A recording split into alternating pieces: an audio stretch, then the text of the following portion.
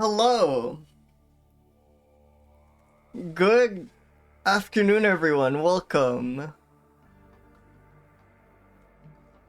Sorry for the slightly longer than usual starting screen. Yeah, welcome everyone. Welcome Ribbon. Welcome Greedra. Welcome Krua. Welcome Jam. Welcome Sharfram. Welcome Marigold. Welcome Bep. Welcome Farmskegs. Welcome Archibald. Welcome. Yeah, I was gonna say, slightly longer than usual starting screen, but I think it's fitting because as much as I hate to say it, also, I hope your stream's going good, Greedra. I wish I was as powerful as you, and capable of watching a stream and streaming at the same time, but alas, I'm not. But yes, anyways, that is actually now your only chance of hearing the Lost Gigan theme. I mean, I guess you can always just open it up in YouTube if you miss it. It's at the start of screen, because there's a new BRB screen. There's also, you might have noticed the font is different. The font, the chat font now matches the on-screen font. I basically, GurtDX, let's first off, let me shout out Gurt.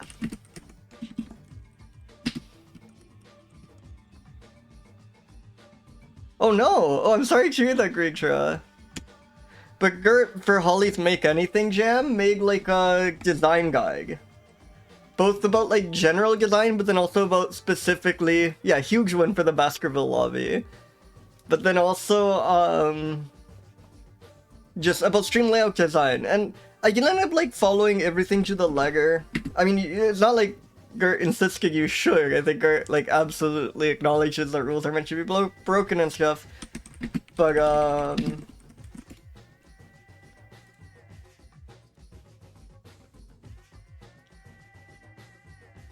it gave me a few ideas. I realized it would make sense to have chat above me because of the dimensions, and then that led to a few ideas, and then I guess I had to redesign a bunch. This is the, I guess the BRB is the one thing that's screen is completely new, completely different. Other than that's just minor tweaks here and there. But I'm just rambling, yeah. Some things are different, new BRB screen. Be excited. But yeah, here's the Gurt's design document. It's really, really cool.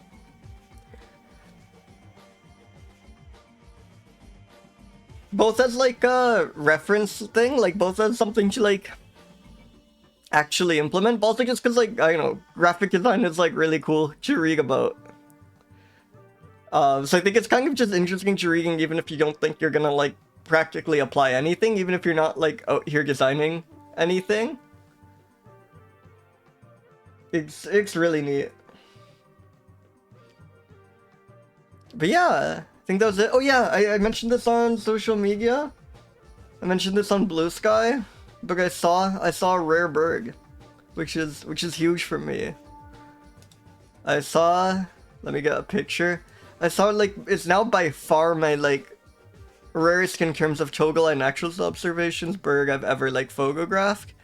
It's Ridgway's rail. And I will say, if you're ever in the East Bay, this is from Arrowhead Marsh, and I saw a ton of animals there, including this very elusive one.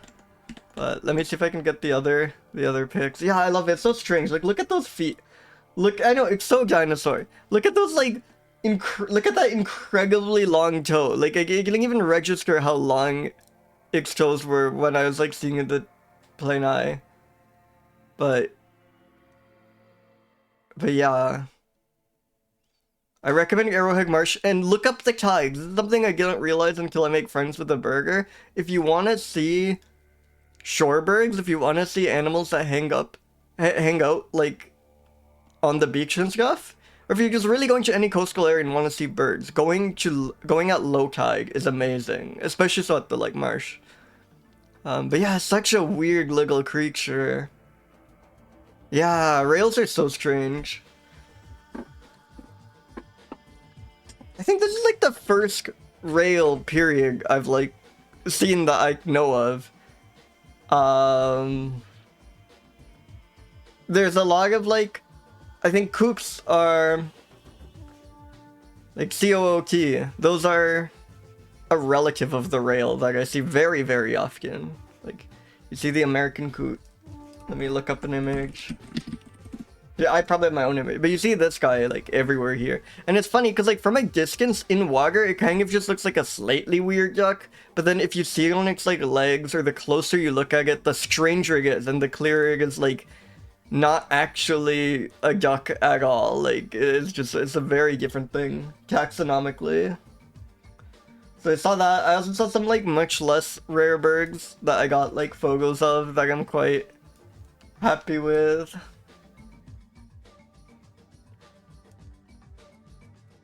Here, this is a cinnamon teal. I love these. I love the colors on these. I love the like smile it's giving in this picture. Like the way it's just like looking at the camera. Oh, cinnamon teals are like some of my favorite ducks. They're just like, I don't know. I find this color, this reddish brown, so pretty. The red eye is great. The black beak is great. Yeah, the moorhen's awesome. Also in the same family as like rails and gallinules and all that. This is just a song sparrow. I like this photo. I like the like bokeh here. I like this perched in the plants. And then this is the western bluebird, which is like, I've been unlucky with the western bluebird, I think, because they're not all that rare around here. But this is only my second time like seeing one, and my first time like actually getting reasonably close to one, and I just think they're such beautiful birds. I was like, the amount of birds around here that just come in the like most bright, deep, and like lovely blues ever. Hey, welcome Valerie, welcome. Yes, western bluebird and gig. I was just talking about them. I love them so much. Oh yeah, everything here, the more things have a drop shadow. Some things had a drop shadow always, but now more things too. That's a change. You might notice, yeah, the chat has a drop shadow. I have a drop shadow, though that one's the hardest one to see. I should give Nurgle a drop shadow. And I also like tweaked the size. Like I think the shrew conger had too much of a drop shadow. I did a lot of little layout tweaks. But yeah, I love these. I was just like perched up on a sign. The drop shadow like wobbles with me, I suppose. If I enter wobble mode, it will match me, but it doesn't do extra wobbling. I would have to like reprogram the shader, which could be kind of awesome. Speaking of,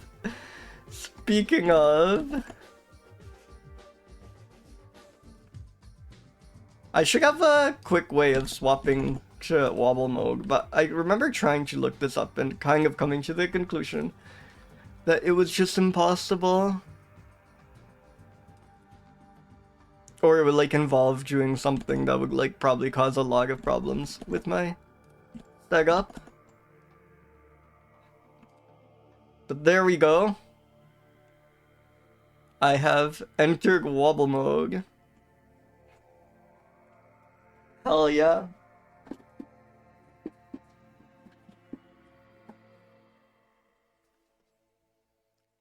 So yeah. I think that was all I had to like burn time before rolling adjectives. I think that's my adventures update. Go to Arrowhead Marsh if you're ever in Oakland. It's really cool. You can see a rare bird there. And then yeah, let's roll adjectives. I have Agging the Big Gloom. Forget if I already said that. But yeah, let's go for it.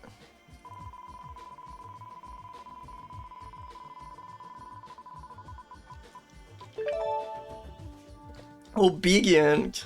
Obedient is funny. God, imagine we get like domestic dog or something.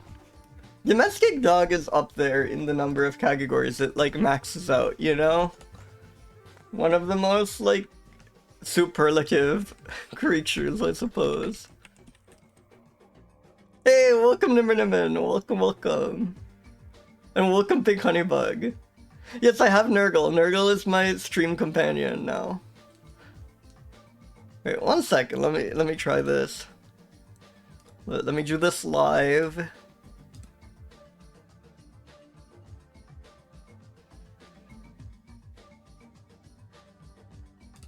Use effect file. Or no, sorry. Load shader text from file. Browse.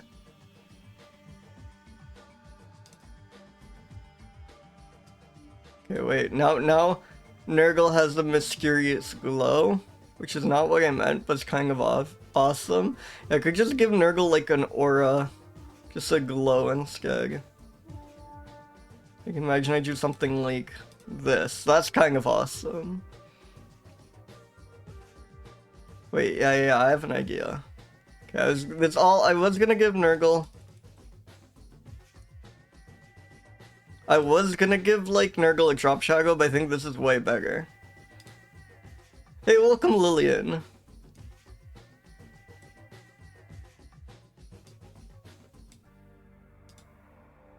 I think Nurgle will simply glow. That's so powerful.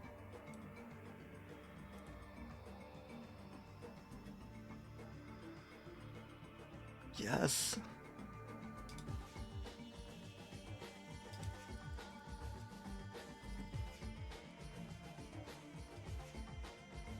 Beautiful, okay.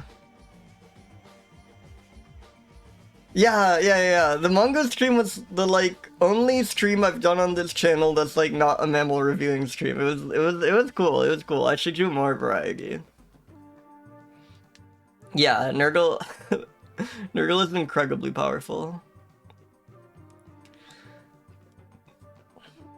Alright, adjective 2. Oh, Marigold, I forgot to tell you, I've played a lot of Outdoor Wonderland. It's so good. I can't believe I can update you. You're the one who recommended it to me. I got like quite stuck at some point, and I should map it out. I want to go back, play from the beginning and like map things out, because that sounds wonderful. But at first I want to just watch your vlog of it, because I really want to see how your experience with it was. It's so cool. I love games that are just about wandering around. I think like exploring is the funnest thing you can do in a game. I've actually been playing a bit of, and I still don't know if I'll like stick to it forever, but it's a really unique and kind of cool game, and apparently it's very big. It's called Guy. It has the most like generic name ever, but it's a fun exploring game that's not like anything I've played. I think Skeleton Manners recommended it in Discord channel I'm in. It's called Hero Spirit. Right, that's the game. No, that's not what I'm looking for. It's this game. And it has like the drog mechanic, the super hot mechanic of like the roguelike mechanic of when you move, like every step you take, time advances a step. And then you're just like wandering this world. There's no maps or anything. It's incredibly easy to get lost. And there is like combat, but the combat is just, you have that like sword thing in the bottom left, and that's your combat level, and it goes up by 1 whenever you collect a sword. And if you bump into a creature that's like at your level or lower, you like, it dies. If it bumps into you when you're at lower level, you take 1 heart worth of damage. So there's like, it's not a combat game at all, really. The like monsters just exist to like gag off certain areas or make certain areas harder. And it's this weird like almost abstract RPG in a way. And there's so many cool worlds. There's like level names, which I need to pay more attention to. It's probably an awesome game to map if you have patience, but it's like huge. Thank you. I've thought about, this has like plagued my brain for like so long. I'm so happy to finally get out there, because I remember, I think like once a year ago, I was trying to like describe how like roguelike time mechanics work, and the phrase "time only moves when you do" came to mind, and I was like, wait a second, this is the exact same. How do people not talk about how Super Hot just uses roguelike timing? Yeah. The name is Super Hot. Rogue is a super hot like. Exactly. But yeah, here's the Steam link. I don't know. It's just so far there hasn't been like much challenge, but that's probably just because I'm not trying to like optimally figure things out. I'm just kind of wandering around the pretty safe area looking for secrets. So if you need like adversity in games, there's puzzling, I imagine. People keep describing it as a puzzle game in the like reviews and stuff. But if you need like difficulty and adversity in video games, it might not be for you, but if you just like wandering around the world, it's so awesome. And if you don't mind being lost in a game. Yeah, turn-based isn't like quite right, right? So wait, did the music just break? Why did the music just break?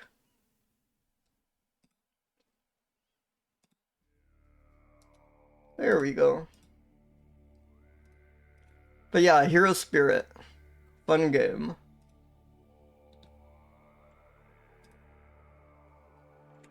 And yes, we rolled Curly. Let me add that in.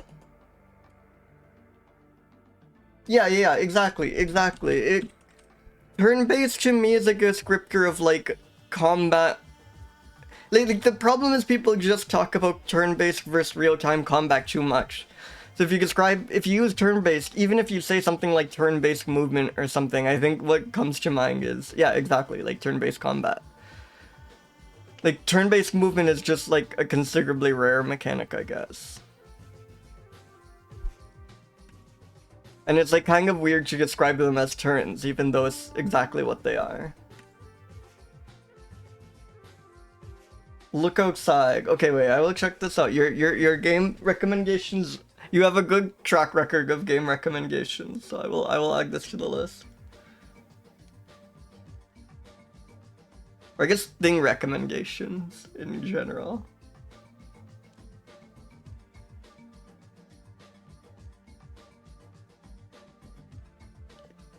Yeah. Alright, let me spin the third adjective. God, we're gonna like hit the next. Oh shit, Agumi. Our favorite Viscasha. Locked in is really fun.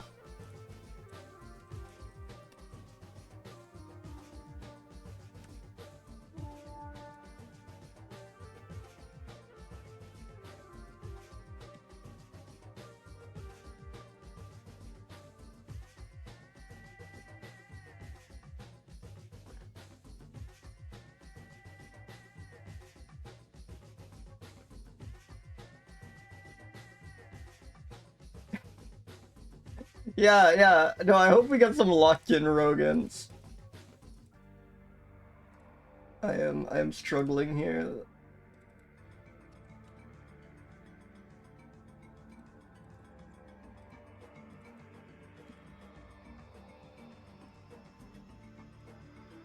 There we go.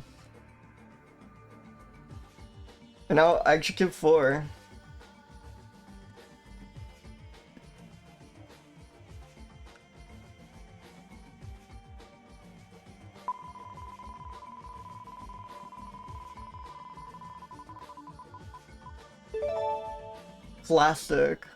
Classic is fun. Again, I always like one where I'm allowed to give dog or hippo a lot of points. Those should. It's ultimately the wheel's choice, but those deserve it. And I'm constantly. I like it when it's an adjective I actually use. Like I feel like I'm constantly talking about surrogate mammals being like classic guys. A dog could kind of kill a chige. Well, like, curly is so hard for dog, right? Because there's, like, variety there. But the curliest dogs are, like, possibly curlier than any other mammal. So there is, like... I think there is genuinely a case for domestic dog getting, like, a perfect score chige, which is insane. Nothing has even gone, like, 250s in a stream. But I think you could make the case. I don't think I would give it maximum curly points. We need to reserve that for, like, alpaca or something. But you could make the case that domestic dog, Canis familiaris, would get a perfect score. Alright, I think it's time for me to disengage Wobblemog. And then we will spin the first mammal.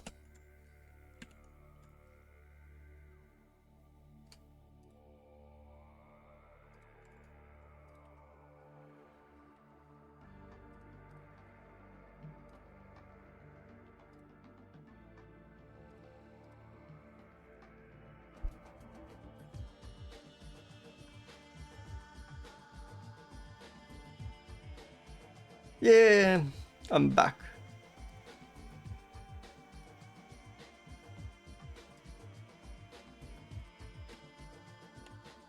Alright. Let's spin a mammal.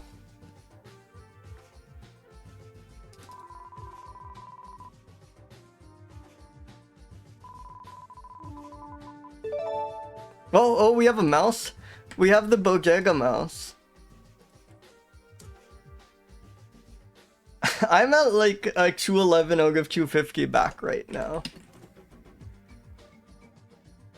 Yes! Yes!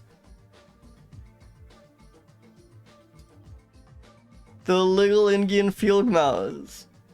I love a little field mouse so much. Yeah, little in the name goes crazy. Incredibly cute name.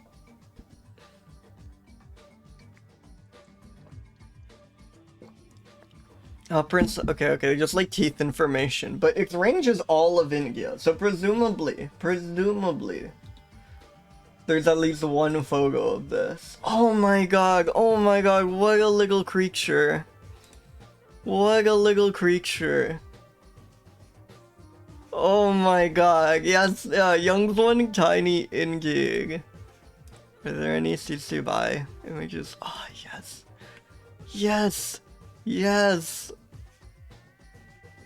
God, that is wonderful. This guy is so baby small. Holy shit.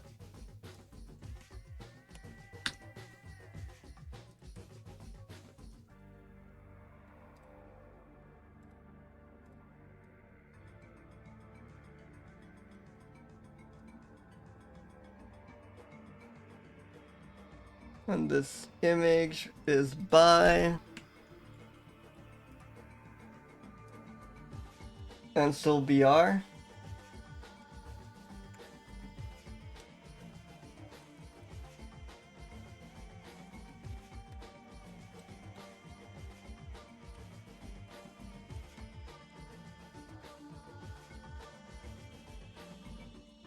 Little Indian field. Ah.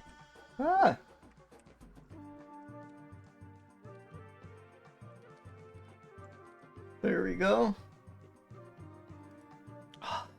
It looks so friendly that I feel like it might get high obedience score. I mean, we should check GBIF. Maybe GBIF will say these are evil rascals that never do what they're told. But barring that, if we're going purely on vibes, I'm thinking this is obedient.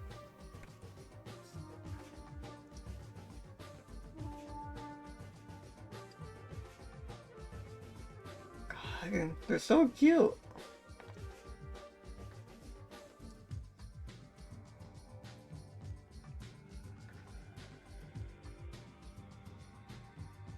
Not markedly gregarious.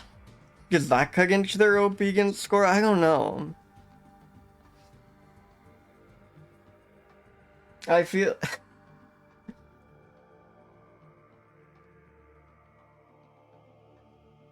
I feel like I've seen enough people online who are definitely not the most outgoing, but are extremely obedient, if you know.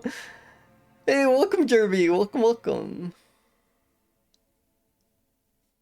Sometimes trapped in gardens, but never inside houses. Never inside houses. That's like... They're obeying the law.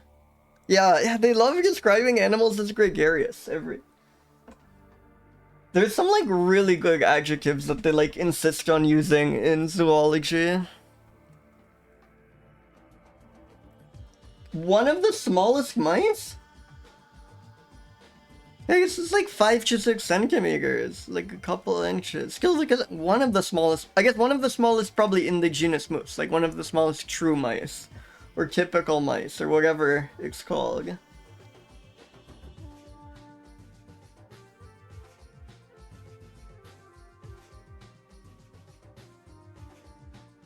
Rice seems to be the preferred food item.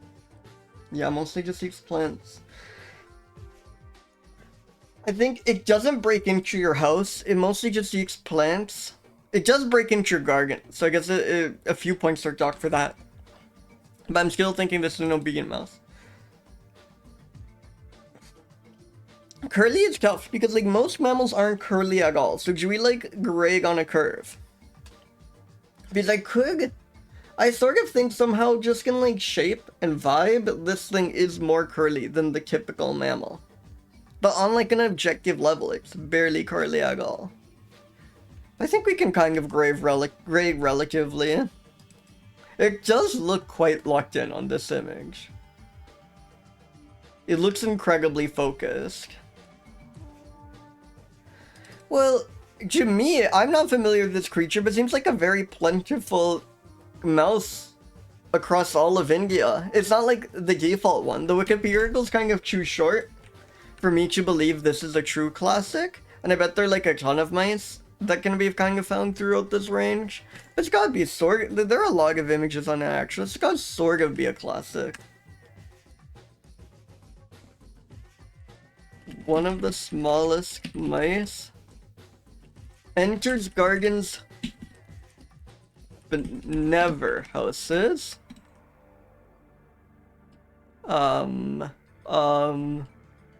Bodega mouse. Is this anything? It is kind of the RC call of mice. Like it's exactly like the that the RC cola would get a 141 out of 250 in classic. It's like around a bunch, but it's never the default mouse or like particularly close to it in any of its range. Good name. Love when an animal is called legal, especially when it's like already a mouse or whatever. I think that sums it up. I think we can go to the next mammal.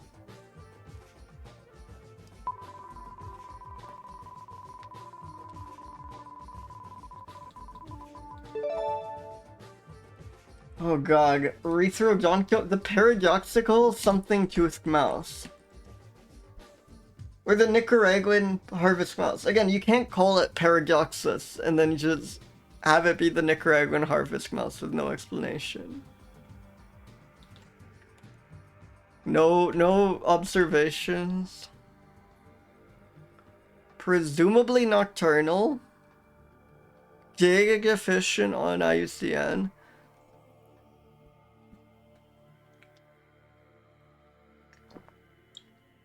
God, there's like no usable data here.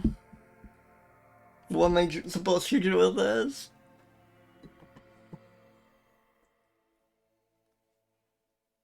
Skull resembles the short-nosed harvest mouse, but it is longer and less inflated. Awesome.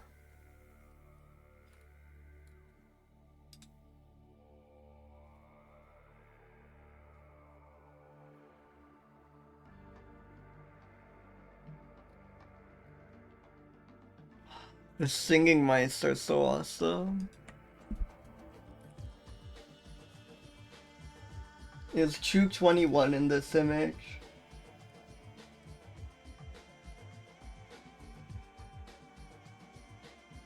Yeah. I wonder if you know where to look. It's actually easy to find out. Like, if you describe a species and give it a Latin name, surely there's some expectation that that you like provide a reason for it, right? Surely you can't just write a paper describing a new Nicaraguan harvest mouse and then just name it Paradoxus with no elaboration, right? Yeah. But it's like messed up that they never like include that on GBIF or whatever. There should be like a centralized place for it. I don't want to have to like track down all these papers just to find out why it's the paradoxical mouse. Thank you, Cat Kangu. Thank you.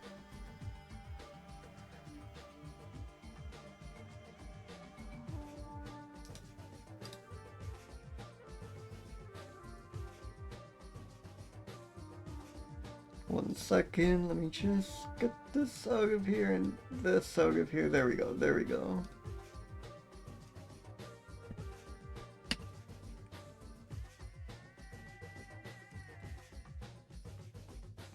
Like, I had a moment of not being sure if this information was up to date or not, because these are so the same creature, you know?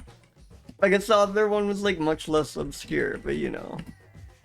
We are in the mouse zone. Oh hell yeah, I can go.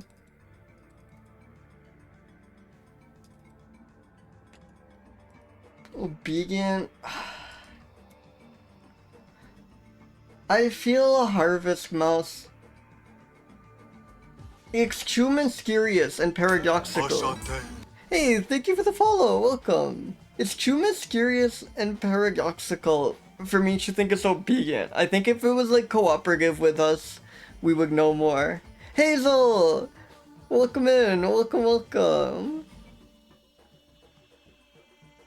Yeah, I don't think it's like particularly obedient. How curly is it relative to the previous mouse? Kind of the exact same. The hair is a bit longer, but that kind of just accentuates like it's not curly hair. I'm gonna give it like a slightly lower curly score.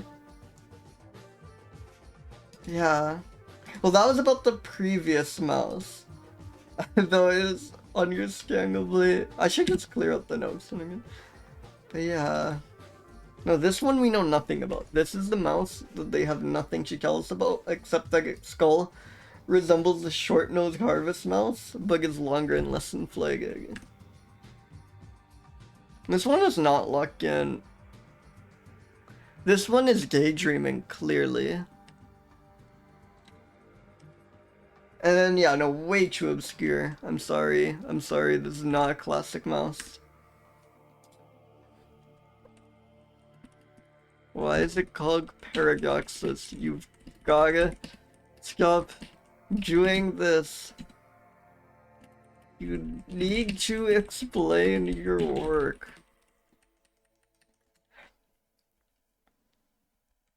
Skull is long and less inflated vis-a-vis short-nosed harvest mouse. That's kind of all we have to say about this creature. Let's roll another mammal. Hobson's anomalous mouse, yeah. Not in Idaho, always good to check. God, it's so awesome that they do that for like every species. And no other state seems to do it. I think Sweden does this too. Like Sweden will tell you if it's in some, or it's either Sweden or Finland has a similar thing where they have a website where for every mammal, they'll tell you whether or not it's in Sweden or Finland. Another mouse. This is crazy. The Maghreb jargon dormouse. I feel we've been getting a lot of dormice lately, which is good. We had like a dearth of them before.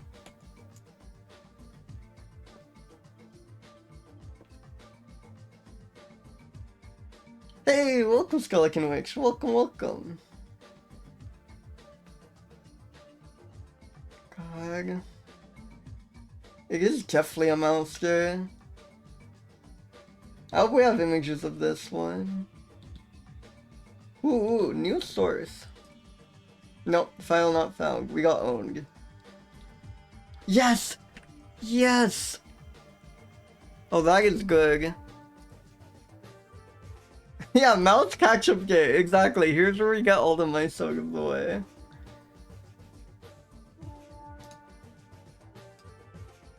The Peekering gig.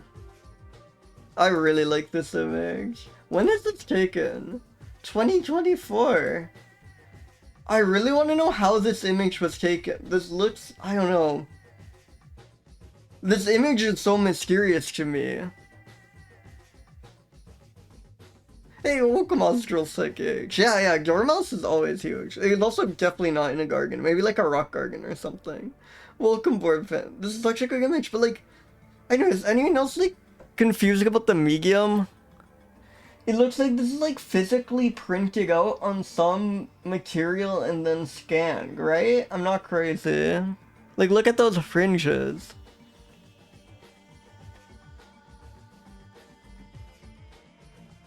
We like zoom in, inspect. I'm really curious how this was taken. I wonder if like all of this person's observations are like that. Haglag.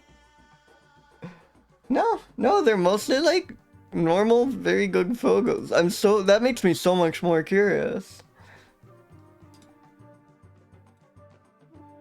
Oh, I have it. Wait, let me look at the image again because I might have a theory. Oh, there are borders on the other one? Wait, that's even... huh. Because I guess I gotta crop them a bit.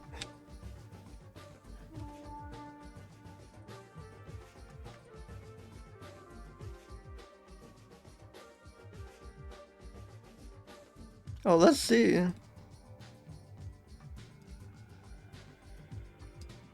Okay, well, this one at least is normal, which is some of them. Oh yeah, this one. Whoa. Exact same thing.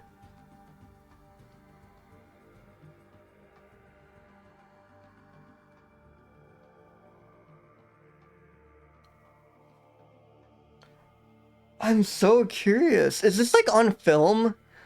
And is this some physical thing? Are they taking these photos on film and this is some...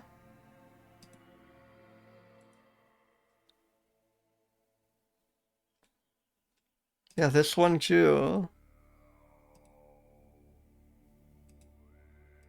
I wonder if there's like EXIF gig. Okay, I'm getting like completely distracted by this mystery.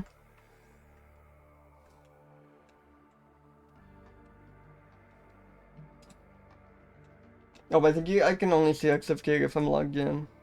Yeah, I think it's on film. That's awesome.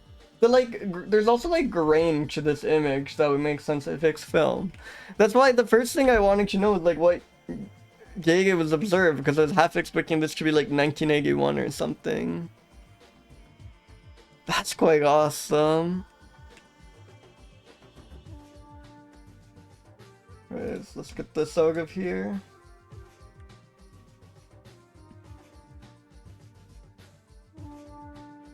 Hey, welcome Mage, welcome. Yeah. Wait, let me put it back up on the screen.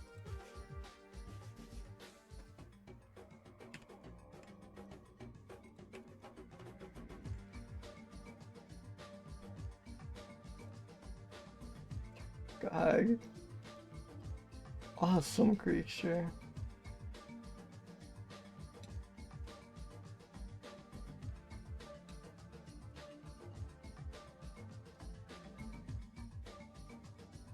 This image is by the Cooks Abigail Kager.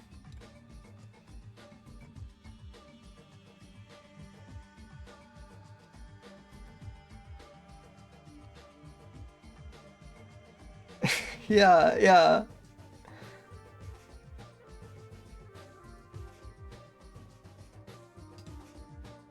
Oh man.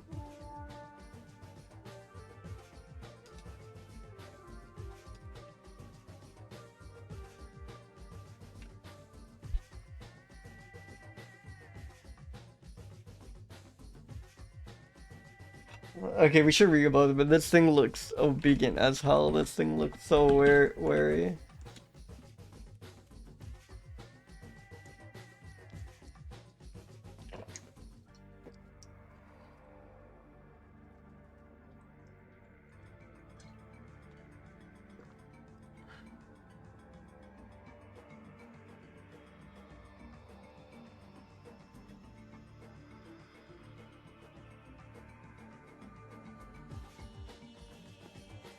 Nocturnal, they enter torpor in response to low temperature. Higher elevation individuals might hibernate. That's like purely speculative.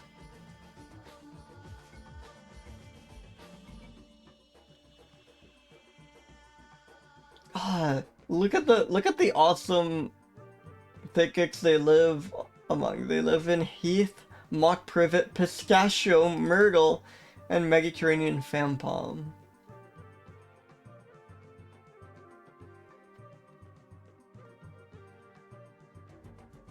God, just like wonderful plant names. Several kinds of trees including tamarisk, olive, willow, poplar, and several species of palm.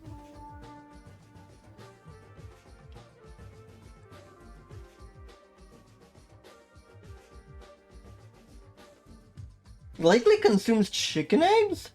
Reportedly a pest in fruit plantations favoring pomegranate? Hell yeah. Remains of insects and land snails have also been found near nest entrances in rocky fields. Something about the fact that we don't observe them eating them, we just see the like corpses littered around its like home is so much scarier to me. And individuals have been observed capturing butterflies by springing into the air with both forelimbs stretched out in front. God, there's no way there is footage of this and it gets like criminal that there isn't, right? But yeah, the pomegranate is really good. I wanna see this creature leap in the air with its arms outstretched trying to catch a butterfly so badly. Like, can you imagine that? Can you imagine that?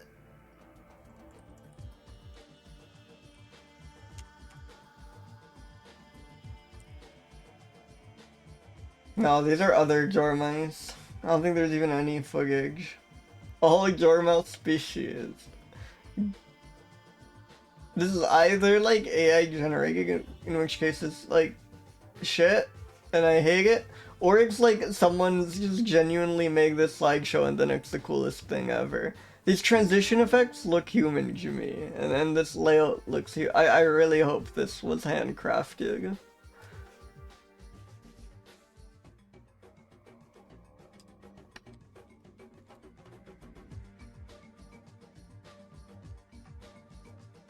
Yeah, those transitions go crazy.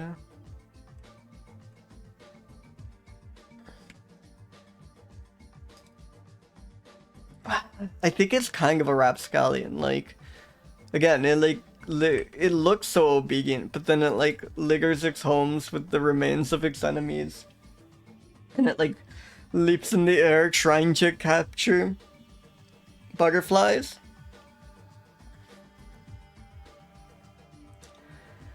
Like another similar, like just whatever default mouse curliness is. I mean, if it's like, it's funny, if it's like trying to capture, if it gets butterflies like that, I would think it's the least locked in creature ever, because there's no way that works. But it succeeds. It has been observed capturing butterflies mid-flight by just jumping up and grabbing them. So that's locked in as hell, right? That sounds so hard.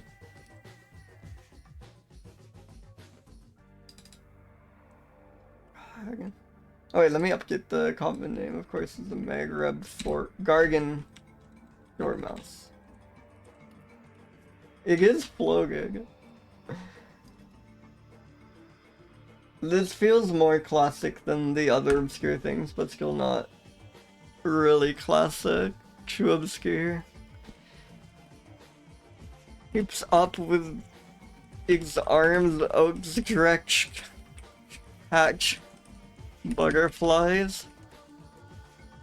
Leaves the corpses of its victims litter outside its nest. Well, let me add Flogig and also Ngogig. Chufer.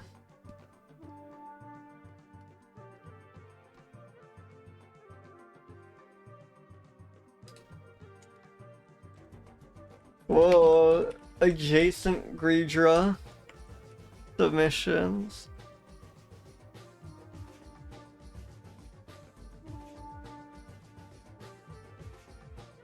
And Flogig. Lepidopteristic? Is that... Wait, Lepidopterids? Aren't those butterflies? Is that like butterfly-like? Because butterfly is something like that, I thought.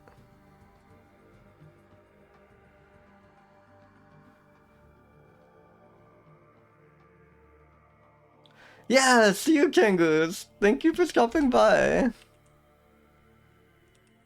And Opter is flight, right? Or wing or something. So it would make sense if that's butterfly related. Yeah. By God, I'm quite happy I recognize Lepidopter. I'm slowly learning. Great words. They gag both Gogig and Flogig, I'm pretty sure. The mammal, the adjective list is gonna start, like, it was getting shorter because I kept completing them. I think it's, like, starting to get, like, longer instead, which is insane. The crew, don't look.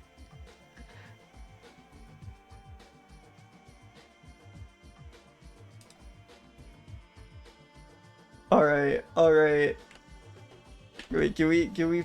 Yeah, I think this is good for the Maghreb Gargan Jor mouse. Oh, sight. And speaking of, I think an ag break is about to start.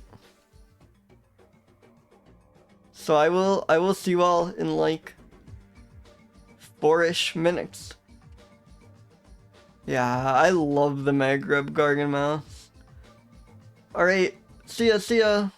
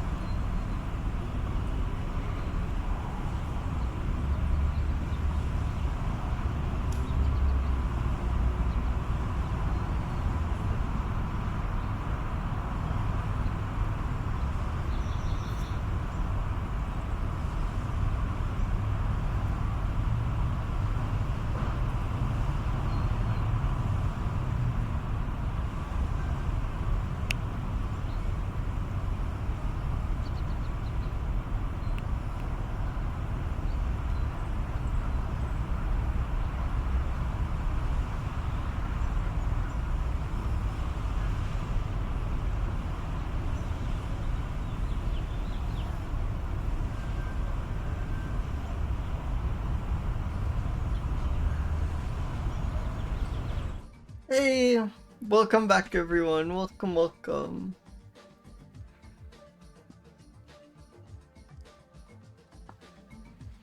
Yeah, so that was the big change, I guess. I might add some sort of music as well, but I don't know, it'd be something like sporadic and ambient kind of, I think, if anything, because I kind of like just having... I'm tempted to just stick with the original audio, because this is actually partially inspired... I don't know if she's still here, but this is partially inspired by Valerie's stream, because Valerie's just using like ambient... Yeah, you're just using like and trigger sounds, and I thought that was extremely good, and I think I might like replace the main BGM with just like field recordings I make from nearby. I might do like a big of, I don't know, like have fun with them in VCV rack or whatever. Just to, I don't know, because that sounds enjoyable, or I might just like use them straight up, like just the original audio. Yeah, but yeah, a little modular jam with the field recording could be quite fun. And I have some like, I don't know, I have some like really fun effect loops. The kind of feedback loops with like a bunch of delays feeding through filters, feeding back into the input. They just take like any source audio, like I've set them up and I know what they do fun things with like sound. I have those like patches saved, and like providing no VCV update has like killed them entirely, I could try just plugging in some field recordings into those and seeing how it goes. Actually, like a little peek behind the scenes is I was planning on doing that like an hour before stream, but then I realized I have this like little mic with a windscreen that yeah, VCV rack is so fun. I have this little mic with a windscreen that I got like expressly for the sake, it's like a little recorder or something, I got expressly for the sake of like making field recordings. And I was gonna go on like a little walk with it, but I realized it was like out of juice, so it's like charging now. But maybe by next stream, I will have something like that set up.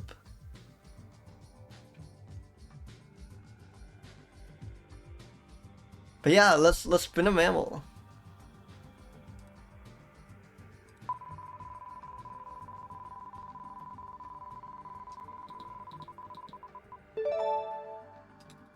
Notopteris macdonaldi. Long-tailed fruit bat. Awesome illustration. This is so like gothic. This is like the exact art style I expect to see in like an original edition Edgar Allan Poe or something, you know? This is so like 19th century gothic horror looking to me. Yeah, I guess a McDonald bat. It's a McBat.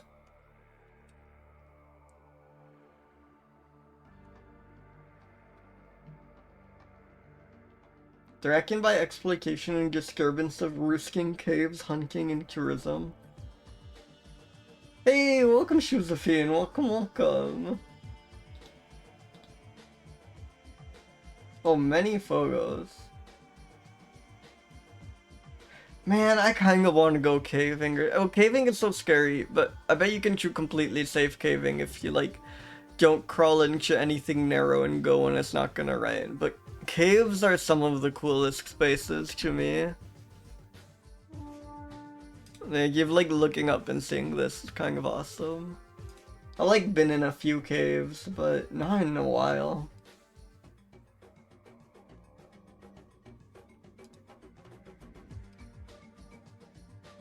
Yeah. I'm not going into any crawl holes.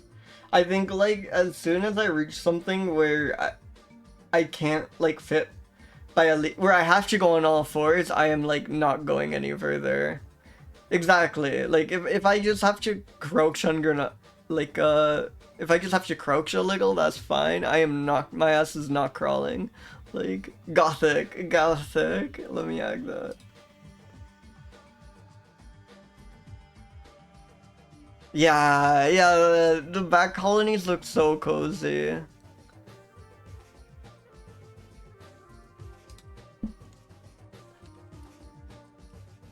I like how some bats will like form colonies, but they'll all stay like a few inches apart. It's very cute to me. Like they're just scared to cuddle or whatever.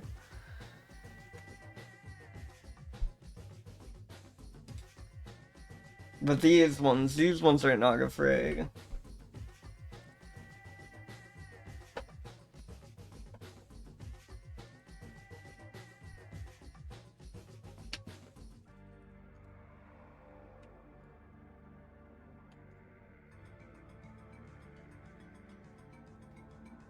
Oh wait, whoops, we've been here. What am I doing? Also, the GBIF was already open. Roosting colonies of up to 2,000 individuals. It is crazy that animals will just like form towns. You know?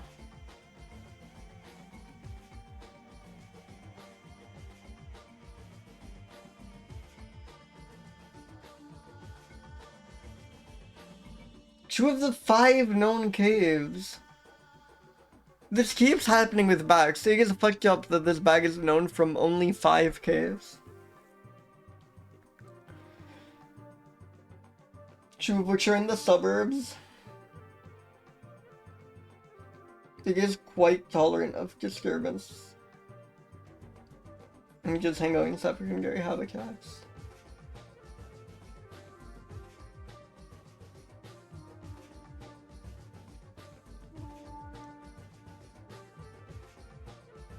This must be, cause wait, am I confused?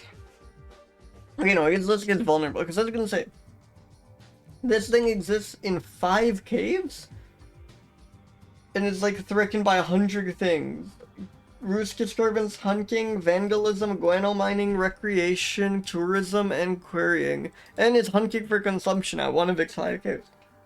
And in spite of all this, it's not even endangered, like...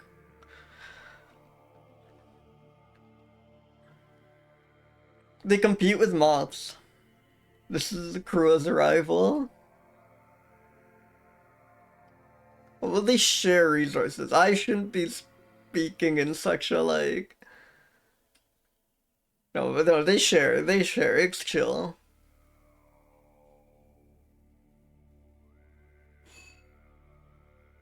They got all their nutrients from nectar and pollen. They do not need cheek bugs.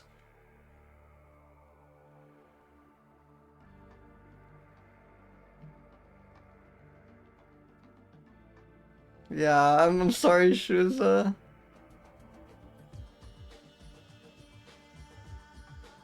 Friend of the months. Absolutely. Wait, let me just copy in this image.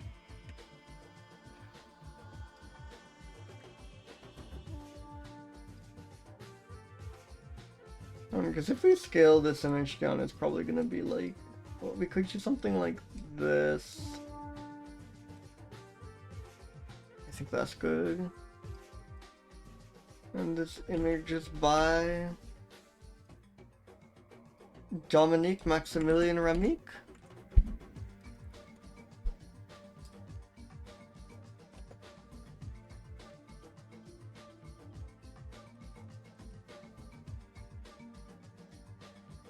Obedient? No, bats are like always plugging. I'll think about what you told you to. Not curly to me. They look quite locked in. No, this thing lives in like 5 caves. There's no way this is a classic. Classic of this tree, maybe. Like this. As far... We have only found it in 5 caves. They're reckoned by like everything, but quite resilient nonetheless. Roosts in colonies of 2,000. Yeah, that is true. That is true. There have been a number that are like found in like exactly 1 cave, and that seems so far in the stream, and that seems so perilous. Like, what happens if that cave just floods or something? Was there anything else I wanted to include?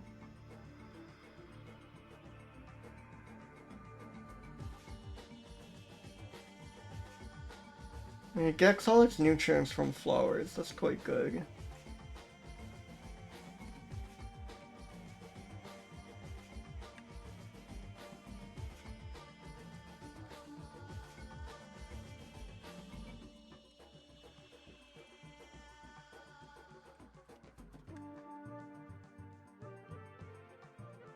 Alright, let's spin another mammal.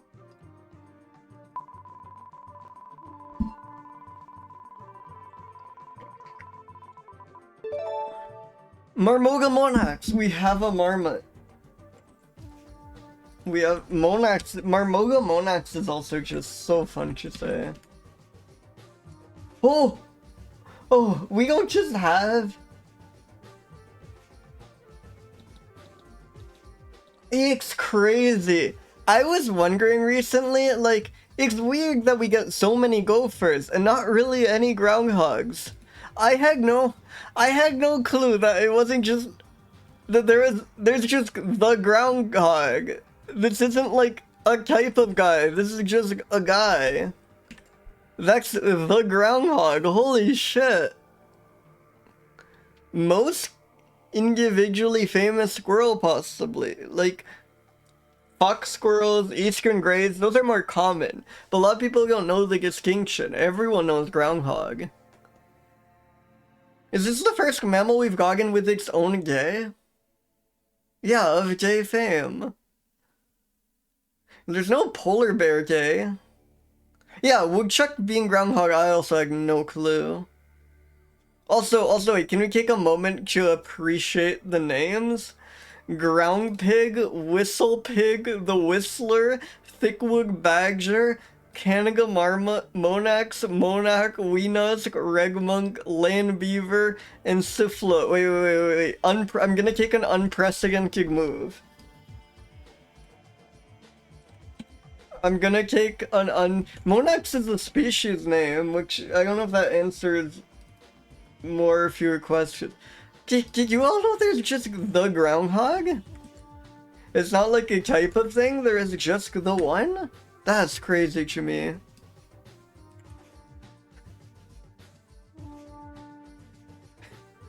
Wait, can I do this? I can do this not illegibly.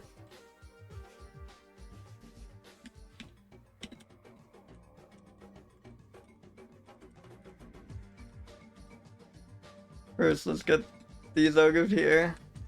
The whistler, the whistle pig is my favorite, I'm quite sure.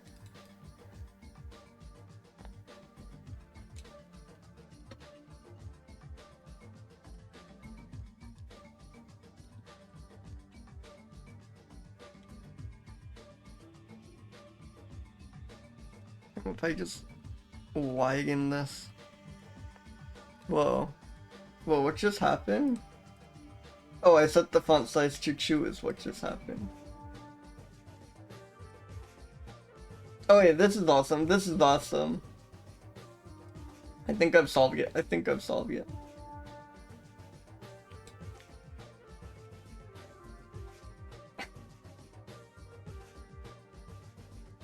That's kind of funny to include this, but I kind of just want it to be a list of names.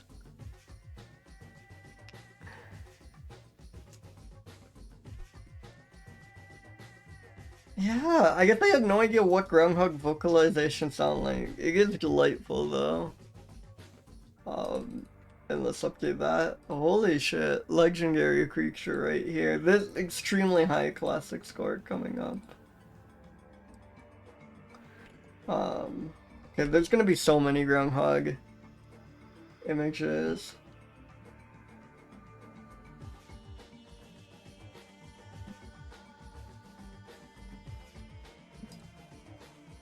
The largest squirrel in its range outside of British Columbia were smaller than the hoary marmot. So very large. Incredible range. Oh man, they were around me. I don't think I've ever seen a groundhog, but I could have. I've maybe seen a groundhog. God, they're so good. They're so awesome. Just giant squirrels. It's so cool that that is what they are. The Winnie the Pooh creatures. Huh.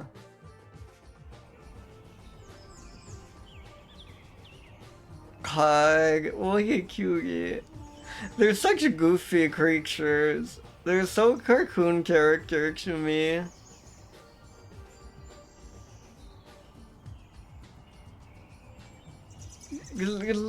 I can't put into words, but they're just so silly looking to me, the way they like move around.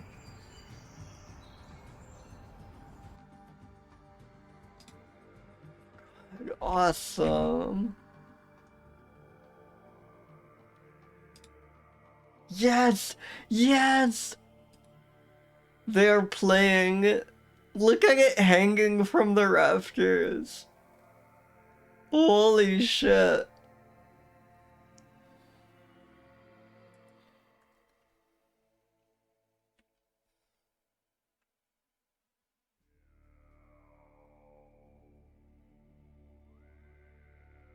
Okay, yeah, we should be reading.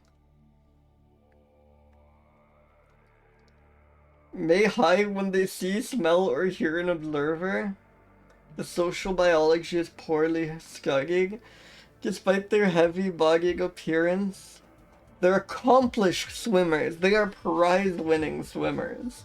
And occasionally climb trees when escaping up predators or when they want to survey their surroundings. Imagine a groundhog just climbing up a tree.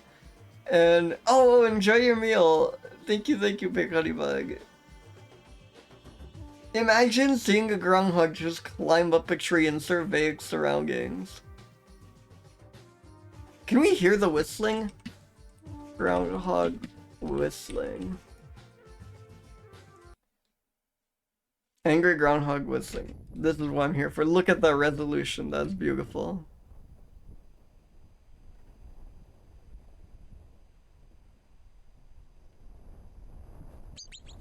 Ah!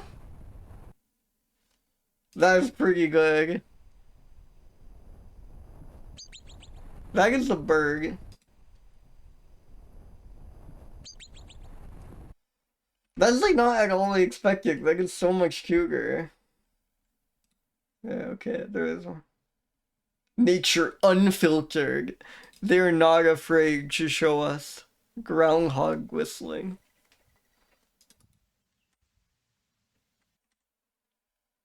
It's so funny.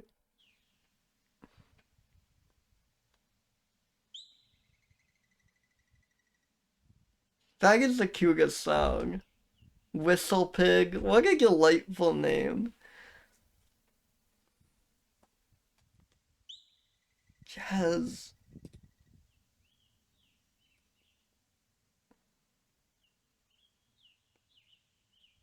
It really does. It really sounds like a bird call. Tweetmole is a great name for these.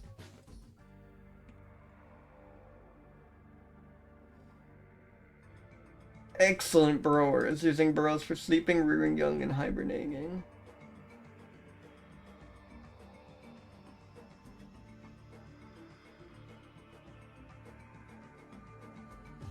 They do pose a serious threat to agricultural and residential development, but only when you have many of them working over many years.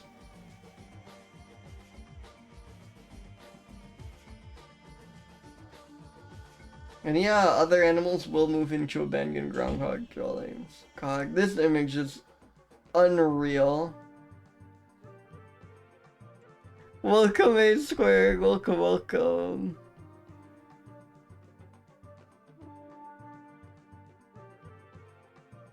The most solitary marmots.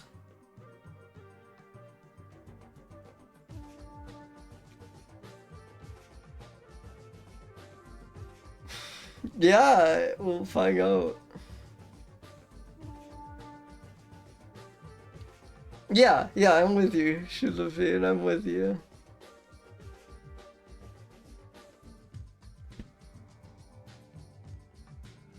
Mammals rule.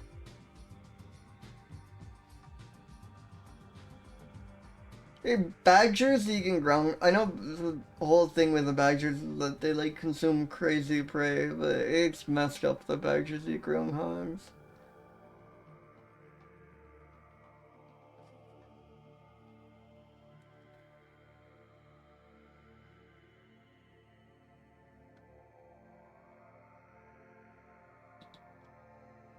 There's gonna be some good groundhog pics here. Yes! Yes! The three of them!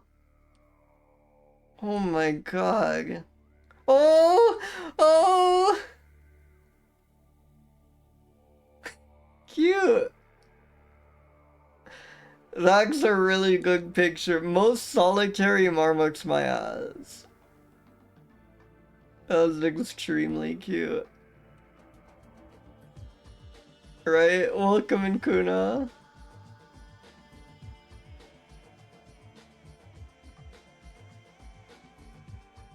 Aww.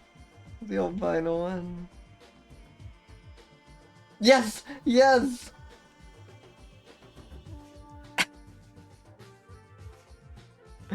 Fucking awesome. Holy shit.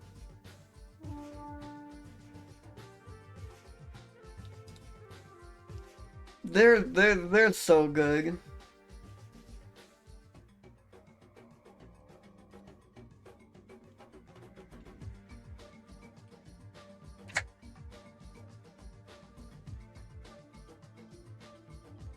God. God. I think in spite of all that, partially because of the license, but also like, come on, I don't care. I'm doing this one. I'm doing this one.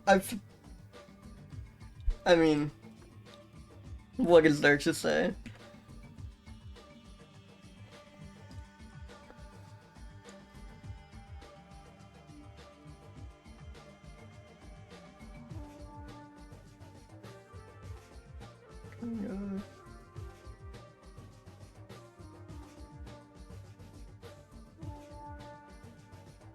This image is by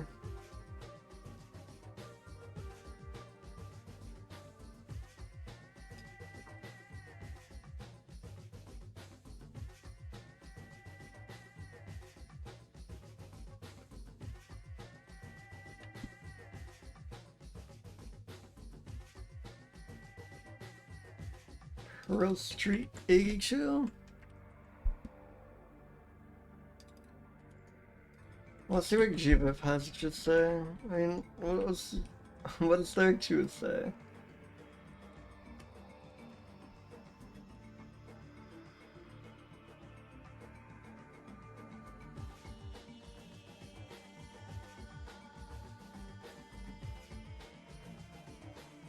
Yeah, yeah. They have the right to. I'm with you.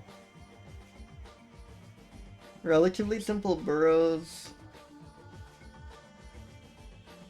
Modestly complex burrows. Wait, hold on. Under ecology, they call the burrows relatively simple. And then under breeding, they've upgraded to modestly complex burrows. I think like an angry woodchuck like came and started looking over the author's like shoulder around here, you know?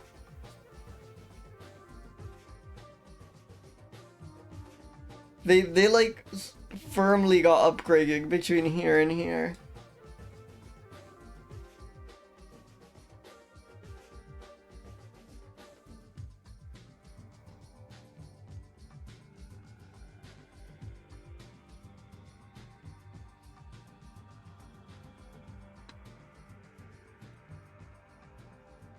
And then Wikipedia was going all the way as to call them accomplished burrowers. No, they're not vegan. We're vegan to them. We let them dictate when spring begins, you know? They're kind of curly. They're quite... Yes, this is the groundhog, which I had no idea it was one guy. I was like, it's weird how we got so many gophers and no groundhogs. It turns out there is just the groundhog. Oh, which is also the woodchuck, which I also did not know.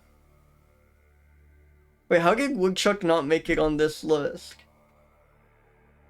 How did groundhog not make it on this list? I think I just didn't copy the first couple.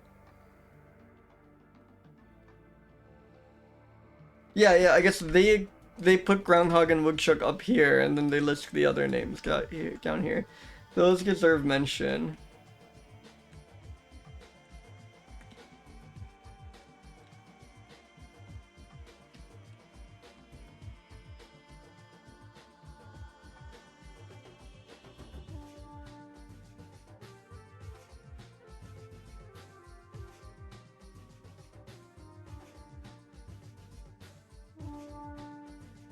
And classic, like, 247, I think.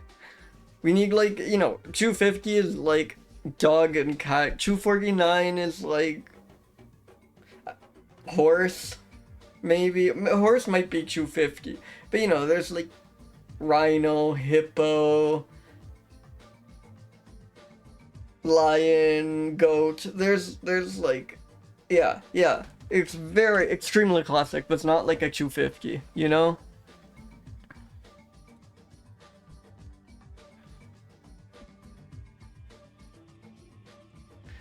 I didn't know there was just one of these, and I didn't know groundhogs were woodchucks. Awesome. Controllers of spring? Whistle pigs. I still can't get over that name. The whistling sound they make is awesome. They are birds. Accomplished brewers. Cog. Legendary roll right there. Secret Berg, absolutely.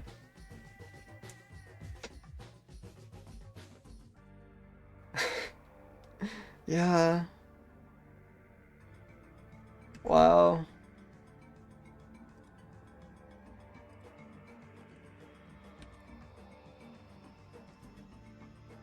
Let's spin a mammal.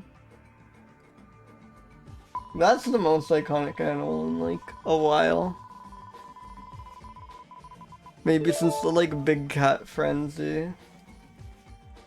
The false fool's water mouse is the Fuscus. Fool's water mouse. Hypsugo hydromass. Model tail true mouse. Yes.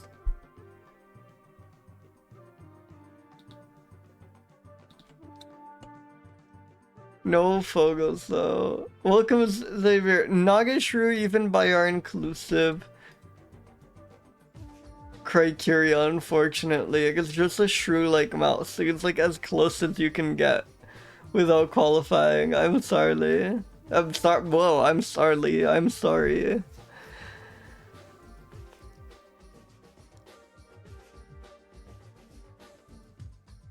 Small, litter size. Wait, hold on. Before we go, do we have an illustration? God, no. This is just some Rogan, right? Yeah, it's not gonna be in my book. Fake animal.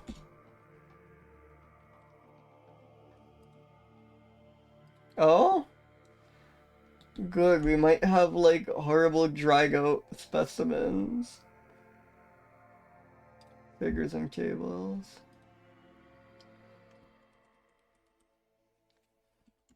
Oh no, I think we might just have a skull fragment. Oh no, okay, there we go. Awesome.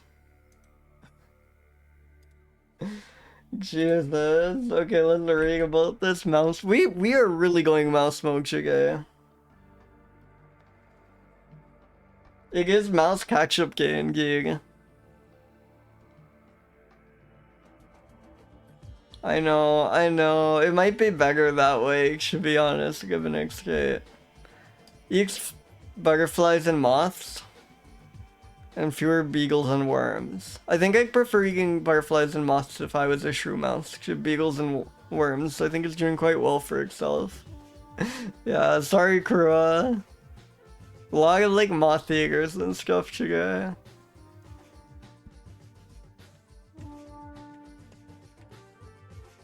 It might be caterpillars and stuff, whatever the caterpillar equivalent. Is that just like larva in moths, or is it also called a caterpillar? What's like the larval stage of a...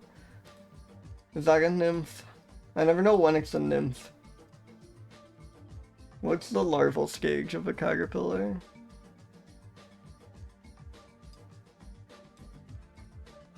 Sorry, of a moth, I mean.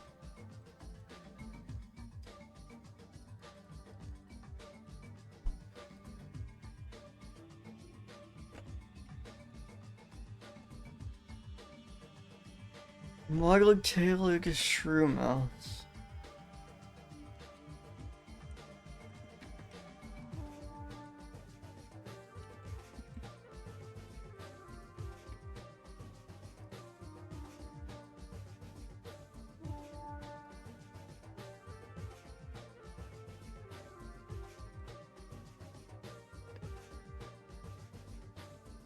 And who is this image by?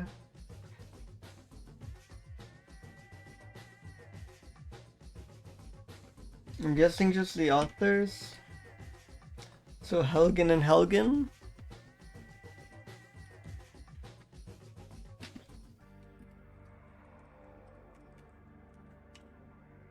Helgen and Helgen is an awesome attribution.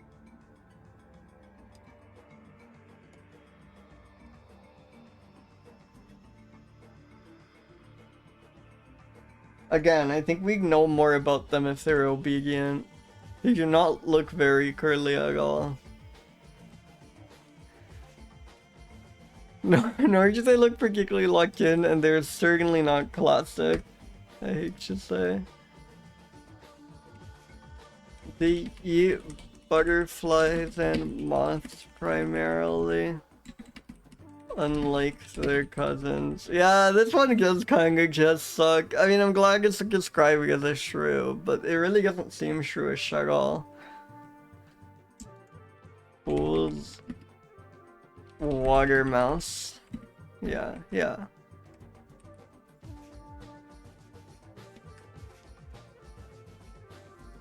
We did get Shrewberry a bit.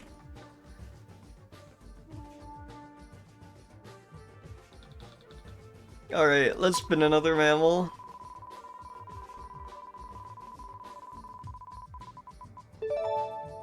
Oh, another mouse. This is insane. Cremnomys elvira. But it's Elvira's mouse, so that's kind of awesome. The Elvira rat. Why is it called that?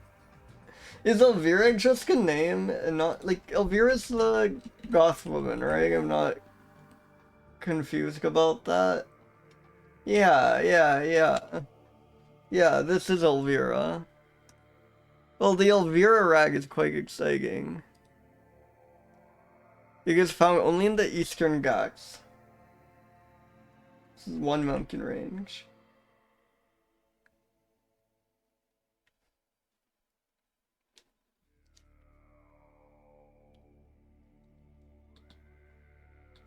Whoa, it went from vulnerable to critically endangered. It skipped endangered. That's a bit alarming. Shockingly, no eye naturalist. Your picture, no illustration even. This thing is fake as hell.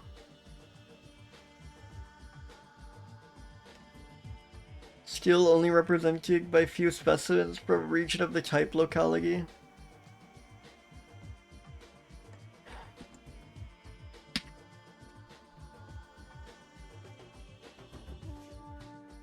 Oh, this is awesome. You search this, and then it knows you're looking for Elvira rat, and then it finds a post on the rat subreddit of someone who named their pet rat Elvira, which is quite 2025 Google, is it?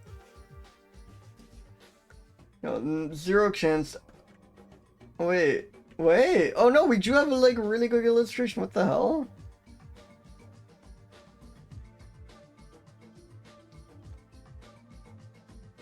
With no attribution? I don't know how real this website is, though. What the hell is edgeofexistence.org?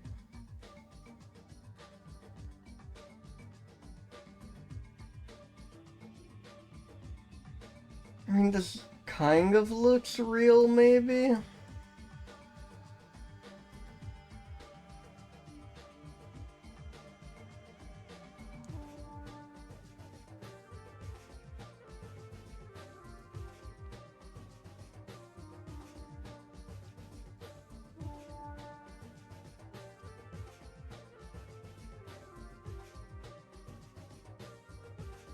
Because this image exists elsewhere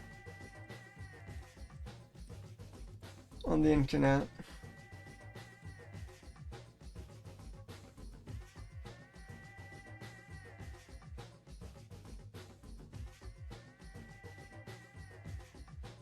No, which I think is encouraging. Like, they're gonna just download this from somewhere else. This is their own image.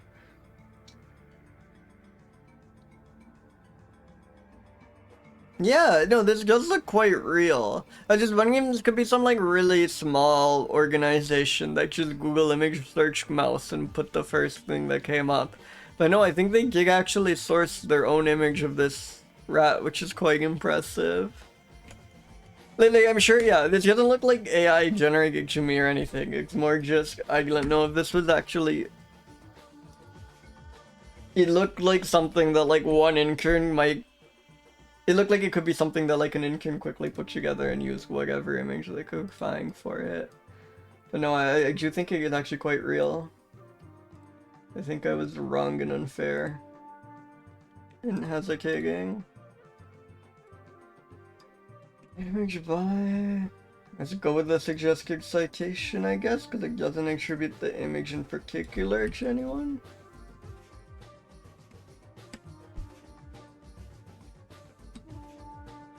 Many of these mammals have felt quite AI generated, to be perfectly honest. Even just like the previous one. Even this one, just some I could agree.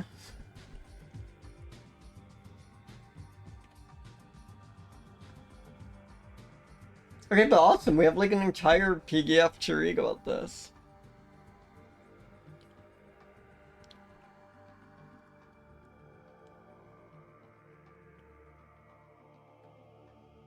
Wait, it must be this. In 2019 to 2021, the research team found individuals understood to be elvira rats based off morphological and genetic data from the type locality with the live photographs.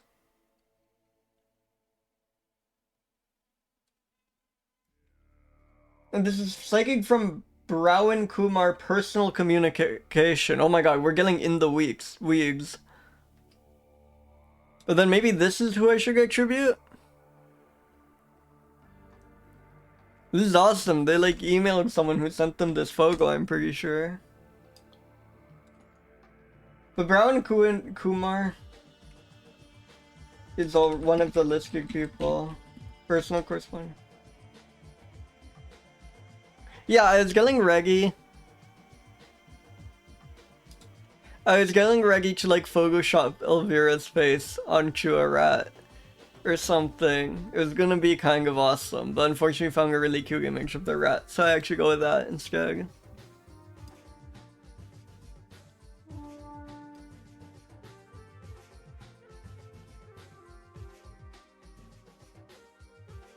Obedient?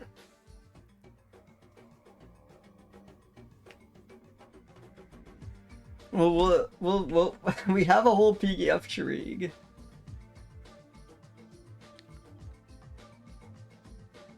Behavior.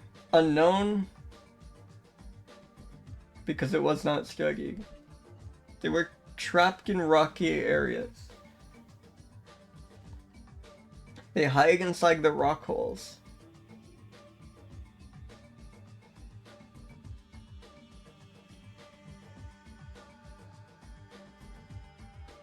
Their ears are for the most part used for sensing the surroundings. Awesome.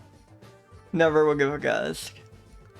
Did you rotate the ears to sense sounds? That is quite awesome. That should be fair. That is quite good.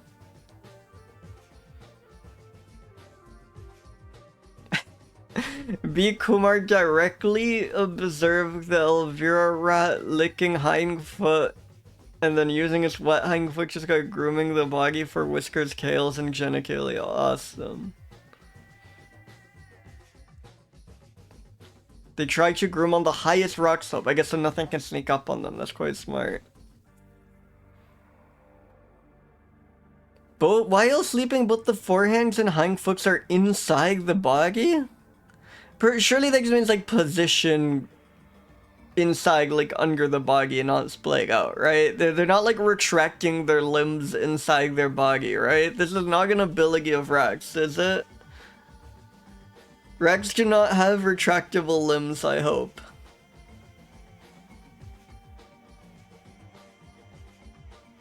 Obligate rock specialist. This thing cannot survive outside of rock.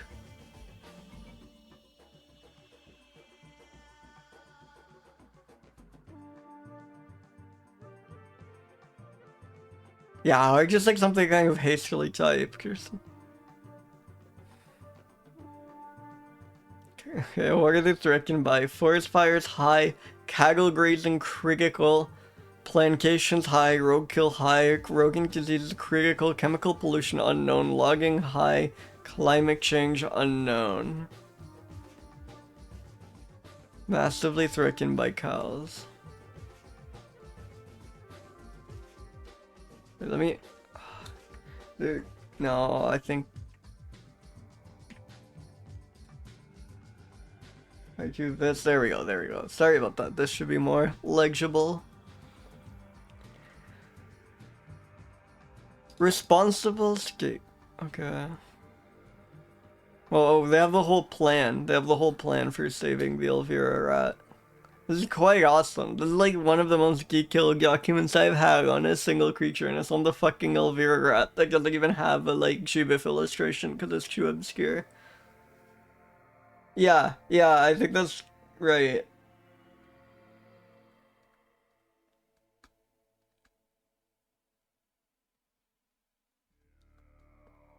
Awesome. Well, if anyone wants to read everything there is to know about the elvira rat, check this out. They seem like a cool organization, Age of Existence. They seem to be like particularly interested in conserving mammals that are like in taxonomically interesting positions. I like Scanchikisha stuff about like evolution, which is a cool thing to prioritize.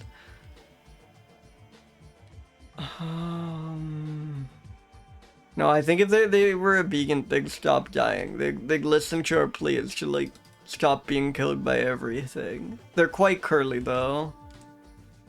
I shouldn't go that high. They're like actually curly animals. They are so not locked in. They are like getting owned constantly. The name feels quite classic to me. I think that brings up the score. Elvira rat. Threatened by everything, but especially cows and the sickness.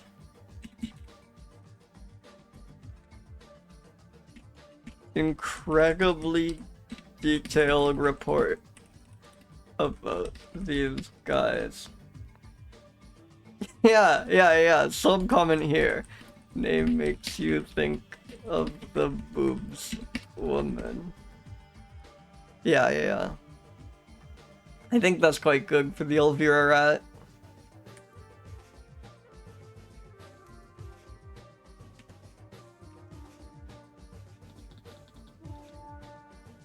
Let's spin another mammal.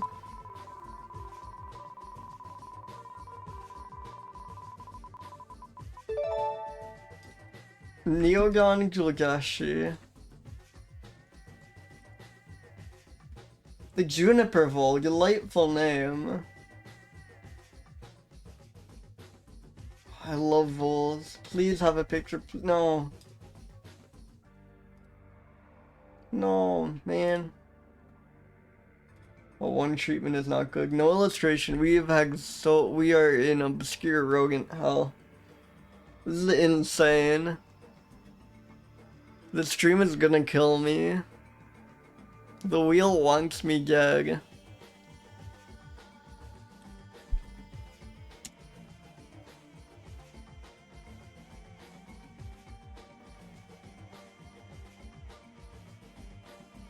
None of these are real. This one might be real.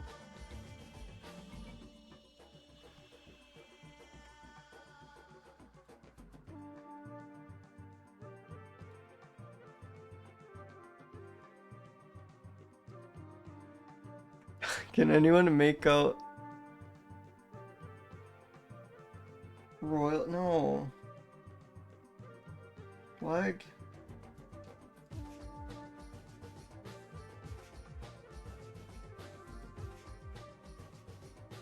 Yeah. The groundhog was just there to help us power through this.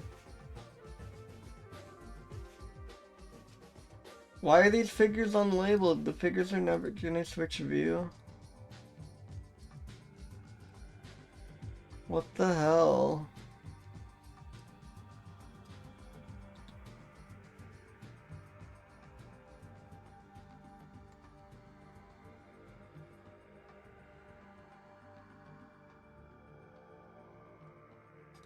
Download all. I'm downloading a zip folder. Out of hopes that like one of these remains, I can confirm that some skull segment is the juniper vol. This is awesome. The groundhog, exactly.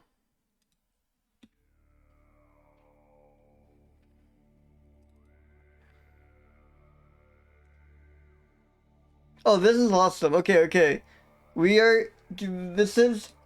This stream is now a puzzle game. We have to decipher this.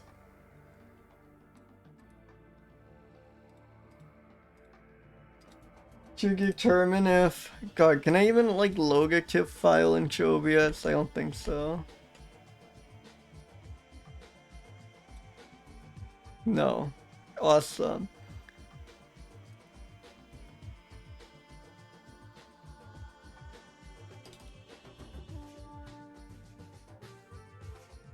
Okay, what's our species again? It's juldaschi. Okay, so we're looking for EF599113 or KX45571 or KX45517 or EF55. This is Hypnospace Outlaw. This is exactly Hypnospace Outlaw.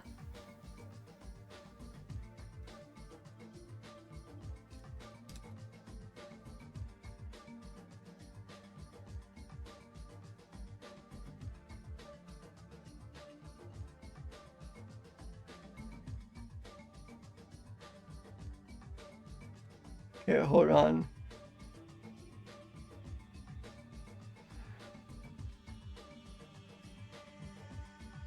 Wait, what the hell? This, like, corresponds to a document that doesn't exist or something.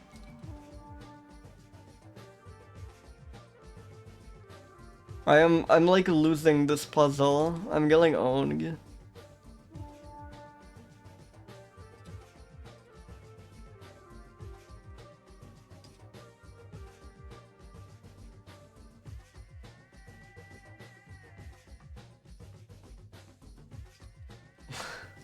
What does this mean?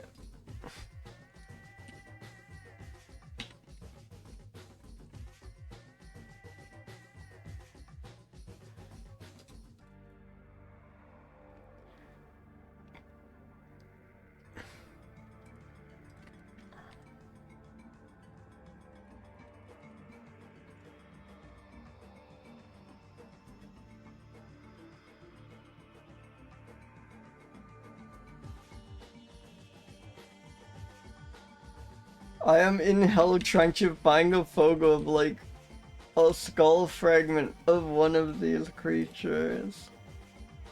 I give up. We are drawing the juniper vole. We are drawing the juniper vole. No, I just want juniper. I just want juniper. Yes, okay.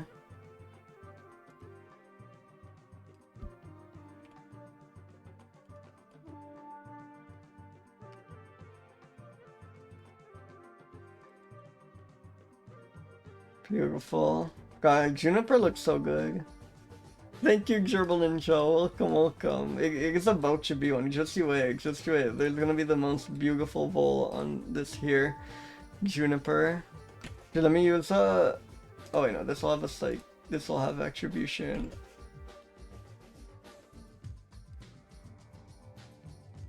Okay. Voles are quite round, is the thing about voles. They are like mice, but like round, considerably rounder on average. Oh yeah. Oh yeah.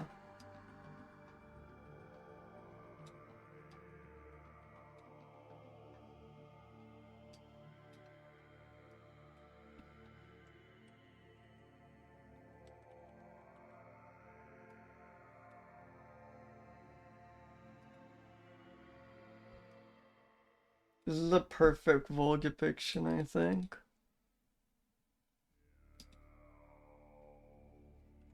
Does it describe the color?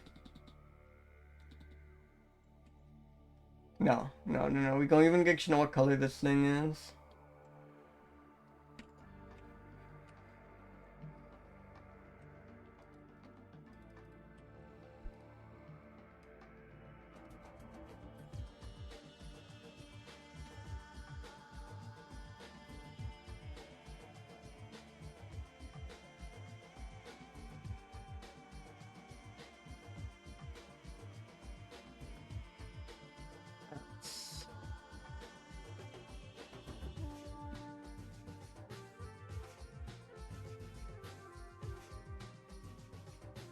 They're cool. 1 second. I just think it should be like they're a big. Yeah, it's more like this color. This is typical vole colors. Beautiful.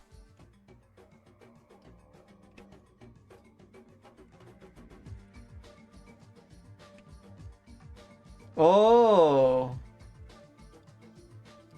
Oh, yeah, that makes sense because it's like lyric. I should have noticed that like root. Hidden gerbil adjective. Yeah, it's very good. I have never seen that come up despite like reading of like many.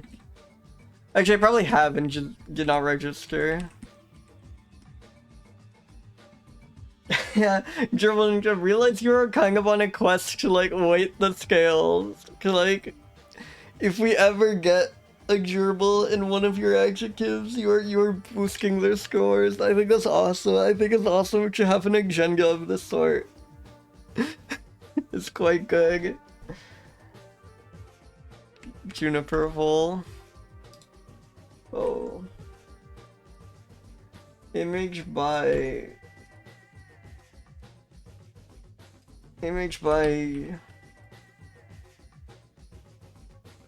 Where's that image?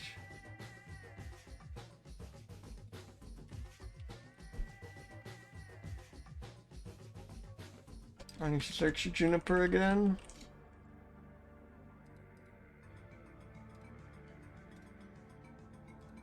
Oh, it was specifically on the page for Juniper berries. Ivorlagus and young. And who knows who contributed what, you know? Who can really say?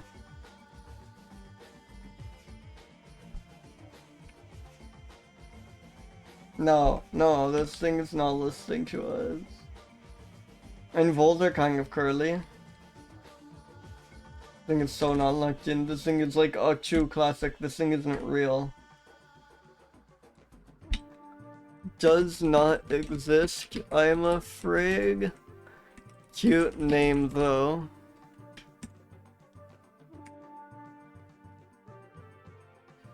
Wonderful. And with that, I think another ag break is about to start. So just give me 1 second and I will be right back in like 4 or so minutes.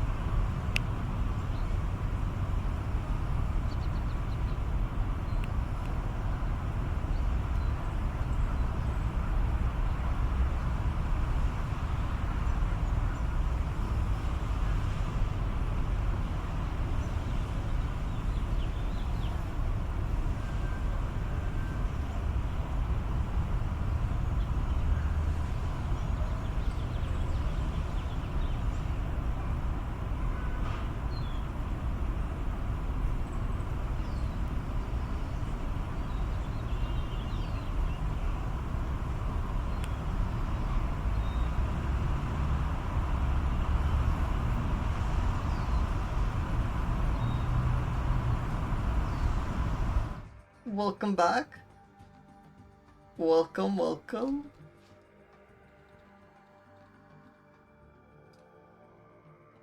Let's...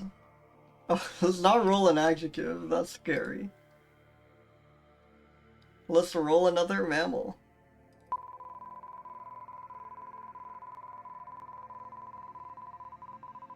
Whoa, I nearly hit the mysterious, like, yellow wedge. That's a different color from all the other ones. Oh, Pascal, thank you. Yes, yes.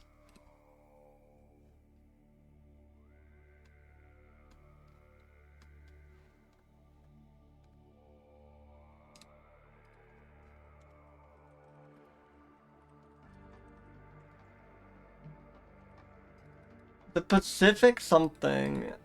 That's exciting. That makes me hope for a marine animal. I don't know if we can be so lucky after being in mouse jail for so long. Yes! Holy shit! Wait, bottlenose whale?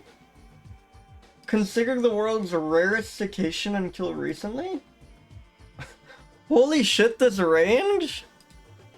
It like did not occur to me that you could have a whale with like a range like that. How does it not like go? What's going on here? How does it not spread out at all? What's so good about this one spot? I genuinely didn't know you could have a whale. I've seen like smallish cetacean ranges. I've never seen a range that small. Wait, there's another. Oh my god, you're right. What the? Wait, that is like somehow triply more mysterious. Is just found in one spot off the coast of Somalia and in one spot off the coast of Australia. Those are just the two perfect places. This is like a Goldilocks-ass creature. What the hell?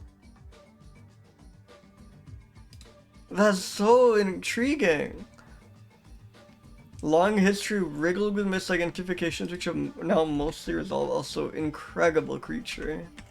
Oh, thank God for whales.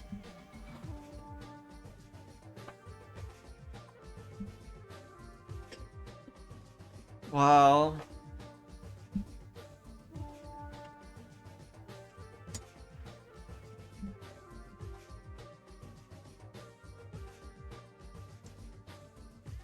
Well, I think it must be that it had a wider range or something, and like these are just two separate populations that are currently surviving. I doubt any of them travel between these.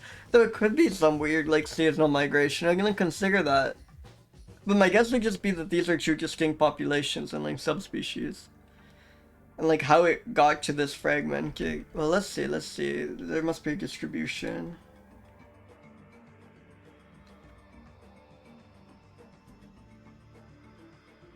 Okay. So it's just mysterious. Those might just be the only two spots we have confirmed sightings.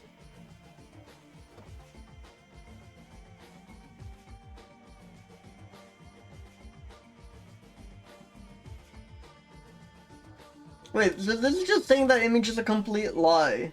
Or it's just extremely conservative about what it counts?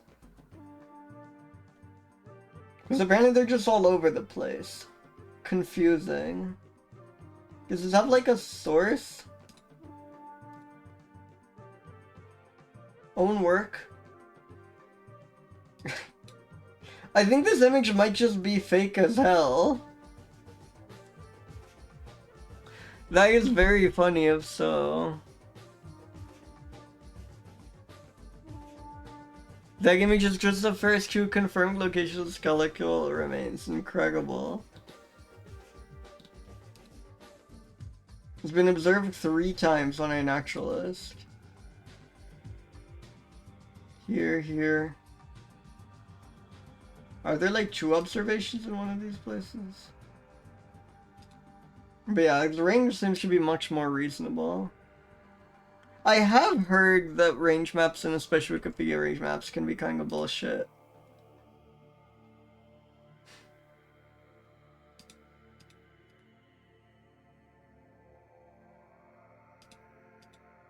Awesome images. I mean, well, that's how whales are. Yeah, and like, I think a lot of them are own work from 2007, which kind of, you know, says all there is to say.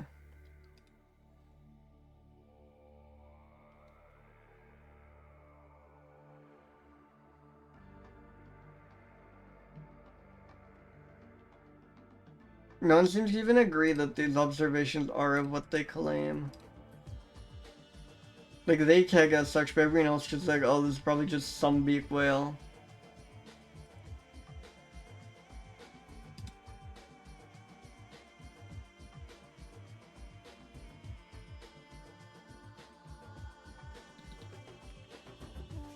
Only species in its genus?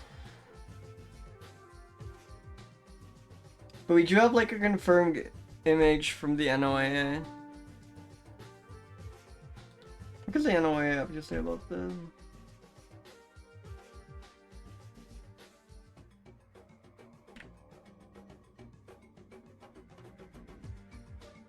One of the rarest and least known beak whales. Yeah, I know, this is such a cryptic, it's insane. This is still a Loch Ness monster.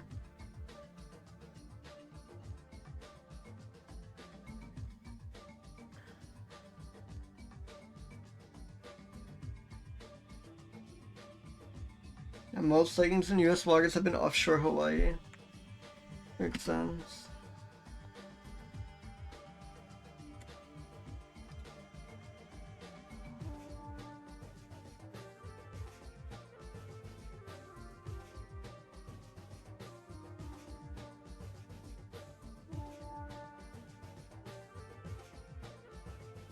Probably spends a large proportion of their time foraging.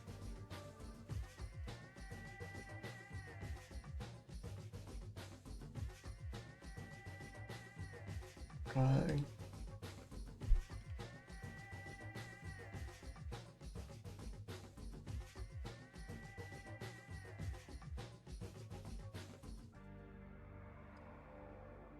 Mostly cephalopods, awesome.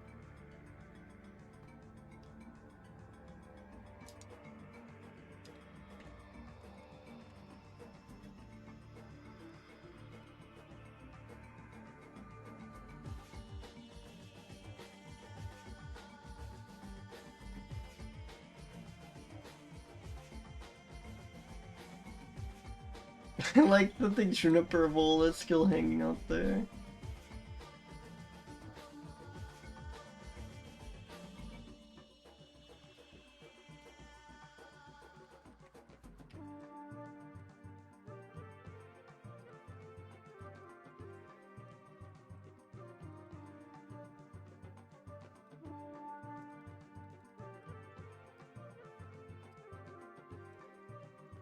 Yeah.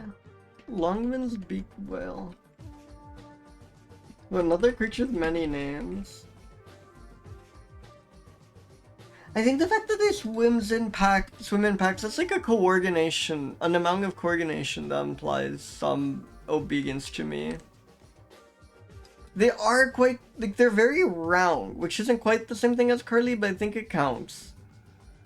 They're among the, like, roundest, and they're curled more than curly, but you know. Dolphins feel quite locked in to me. Again, like, dolphins are classic, or like whales, beak whales are classic, but these are a bit too strange.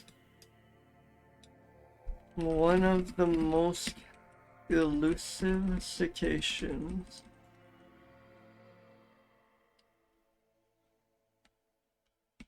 Every photo of them looks like some Loch Ness monster shit.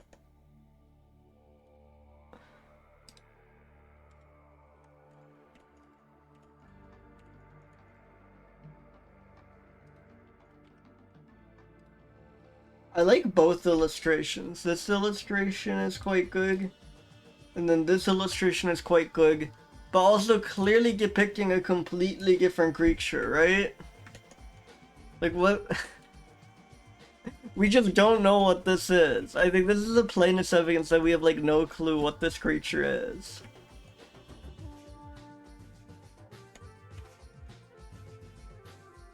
Like, come on.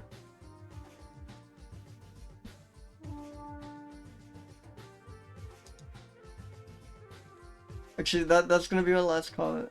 The Wikipedia range is just fake, is what I gather. Also, the Wikipedia range, even more bafflingly, has two small spots in the ocean very, very far apart from each other. But no, the Wikipedia range is just fake. That's just where the first two skull specimens were found, and that's just made by some guy on 2007 with no sources. It seems like these actually kind of just span the Indian and Pacific Ocean.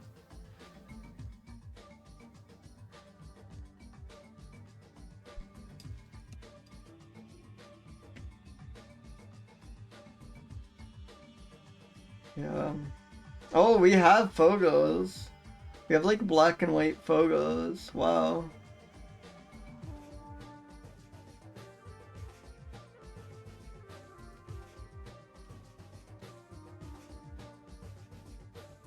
Neat.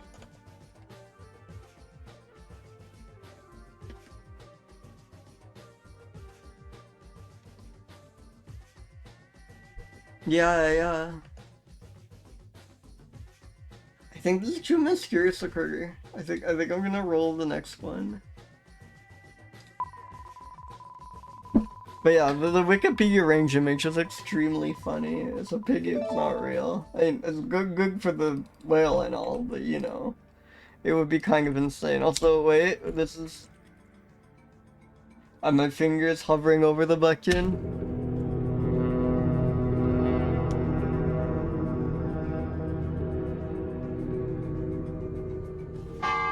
Has Sclayer's mouse shrew. Yeah, I hope you have a small blanket. Skeleton witch.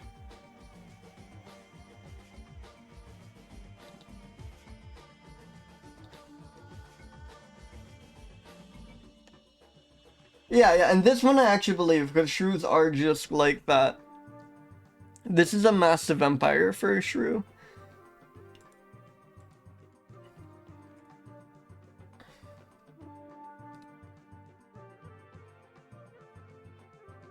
That is quite awesome.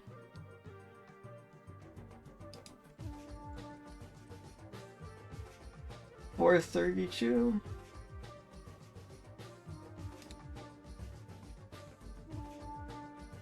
Yeah, there we go. Classic shrew. I know I say that, but probably not gonna get a super high classic score, to be brutally honest. But absolutely a shrew. Unlike that shrew mouse from before. Complete false advertising. It's a weirdly short tail. I think it's like a weirdly short and weirdly fluffy tail, which I think is kind of neat. Otherwise, like 100% key-foot shrew. Also, its like back hump is kind of flat. I feel like I'm gonna like accidentally become pretty good at identifying shrews just because I spent so long looking at these illustrations. I'm gonna like actually know what features look distinct, at least if they're like scanning in perfect profile and the image is like extremely sharp.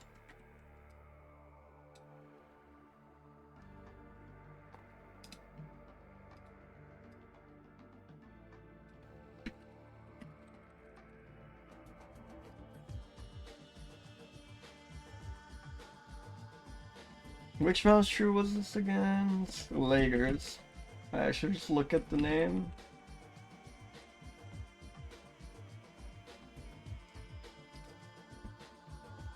There's gonna be no information. Relatively large shrew, the shroud size is very variable.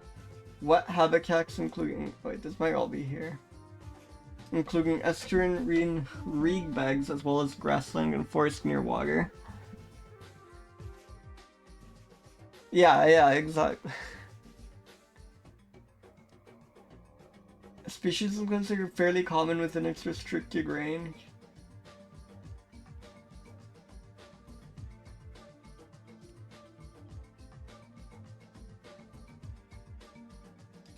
I would love to live in an estuarine reed bed.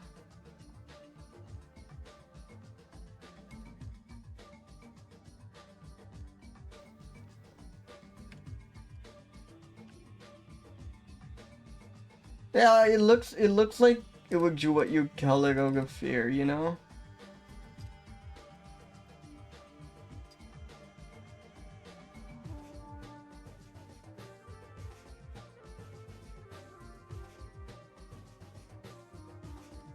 A little curl. I was hoping we get like one proper knocking out of the park curl animal, and I mean we still got time, but I'm starting to get concerned. Locked in? No, it looks so scared. I don't think this creature locked in one bit. I'm also sorry to say.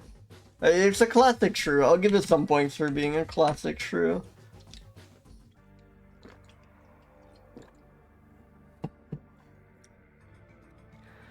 One of the most elusive cetaceans, sure. Lives in estuarine reed bags. That sounds lovely. Happy for them. I think that's good. I think that's good.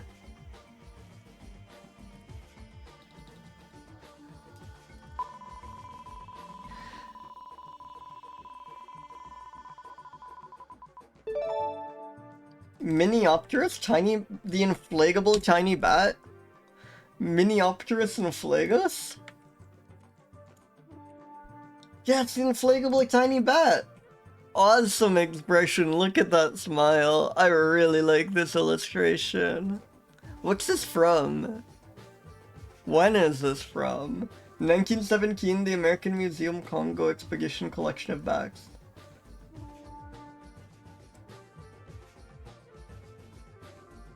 There is a weird number of inflation mentions today. Also, hey, welcome in. Circle back. I know you've maybe been... Wow. I know you, yeah. If you were here for earlier inflation mentions, you may have been lurking for some time, but... welcome nonetheless. One of 3 bat species known to catch fish. Hell yeah.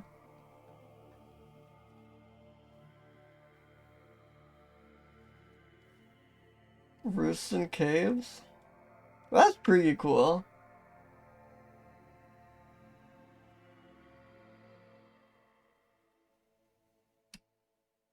You know, the Miniopterus. They're the bent wing or long wing bats.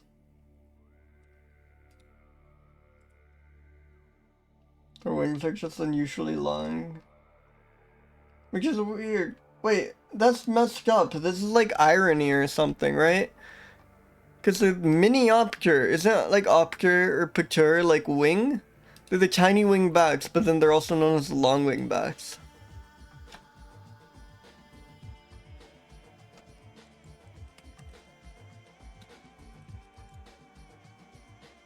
Or is it like Minio? Pater and Minio means something else?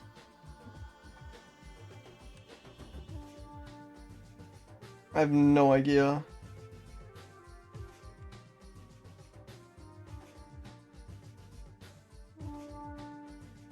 I also like this bullet list format. I've never seen it on Wikipedia. Bullet 1. Natural host of the bug parasite, which is related to malaria-causing parasites. Bullet point 2. Unique inner ear adaptation that improves its echolocation capability. Hell yeah. And it seems like it almost exclusively eats fish. I think being one of 3 bats that can catch fish is very cool. Ah, freaky creature. Is this thing, like, alive?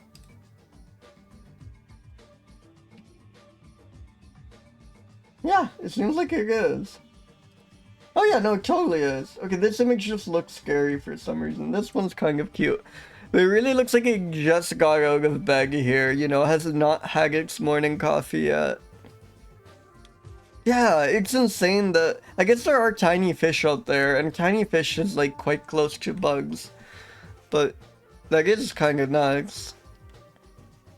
I really want to see, like, a bat catching fish. I think that'd be awesome.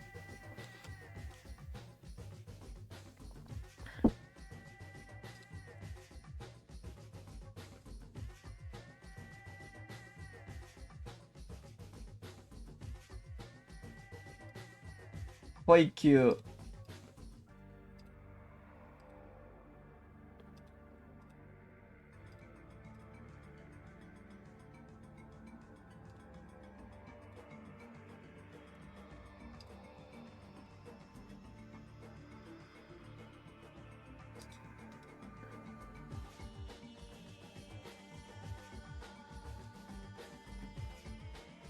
I would love to see it fish, yeah.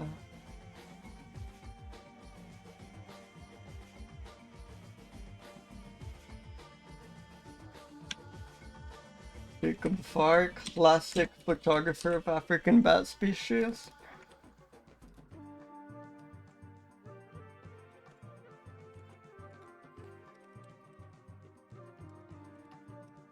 Yeah, it must be like just like I'm imagining the way like birds do it, where they just kind of snatch things that are near the surface. But it looks quite small for that, you know? Like you have to be catching things really close to the surface.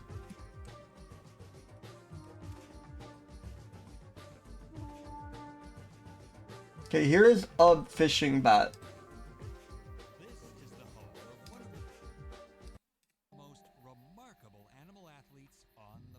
This is our species. Is a fishing bat. Here in a forest in southern Belize, she's coming out of her home in this cedar tree to pinpoint the sound of her prey. It's like southern Malaysia, right? You gonna mishear that? Is a fishing bat. Here in a forest in southern Belize. No, southern Belize. So not our bat. This is a different fishing bat, but it still seems informative. I mean, not our bag either way. Sound of her prey. Here's what she's after. Fish feeding at the surface of the water. Yeah, I guess the surface ready ones. to swoop down and capture a meal. She has to fuel up so she can make milk for her hungry baby called a pup. Now, with the speed, timing, and artistry of an all-star football league receiver, she skims. Hell yeah. She scores. Hell yeah. See that again. Truth be told, this mother bat is even more artful than an NFL tight end, because she's using perfect timing to grab a prize that doesn't want to be grabbed. Wait, sorry, I was muted there, but that is awesome. Sometimes catching you. I hope our one, it just scoops it up. I was also expecting like a much, this is the most American nature documentary, the fucking like wide receiver line. Like, I was expecting a much smaller bug-sized fish that kind of just nibbles at. Our football league receiver, she skims. She scores. Whoa, let's see that again. Whoa, let's see that again. This mother bat is even more artful than an NFL tight end, because she's using perfect... I'm sure I'm like the 1000th person to say this, but it's kind of fucked up how like David Attenborough has like single-handedly reprogrammed my brain to not take any American nature documentary narrator seriously. I mean, it doesn't help that so many of them are like this, you know? But, Jesus. Yeah, that is really cool. God, I love ospreys. Non-aquatic animals that like exclusively eat fish. They're so neat to me. Wait, ours might not actually eat fish? This says it's one of 3 bat species known to catch fish, but there is also no citation. I should like see what GBIF has to say about this. Was there something in particular? Oh, they just got it mixed up with a different bat? That is really funny.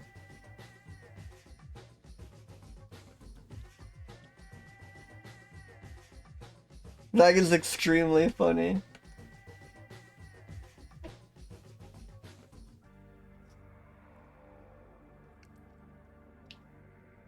Mainly eat soft insects captured in flight. Yeah. Wow, what a ripoff. I'm pissed at this bat for giving me so much false hope. Thank you for catching that, Nim, and I was about to just put misinformation in here. Yeah. I've thought of stopping to use Wikipedia as a launch pad, but it's such a classic of stream, and I do really like the way it's formatted, and it links to the iNaturalist in GBIF. Yeah, it is a pretty sketchy Wikipedia article. Maybe I should, yeah. I don't know, I think it's kind of funny. I think most of the information I cite comes from GBIF anyways. I think it's kind of fine. I don't know, I could abandon it. But just starting from GBIF is dry. You know? Yeah, a little misinformation is fine as a treat. I'm saying this.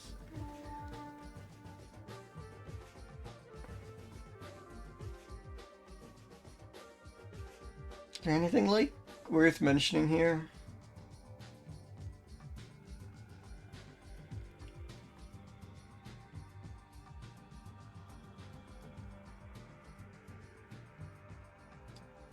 It was also recorded roosting in old mine agates. Okay, I love when they like take over abandoned mines.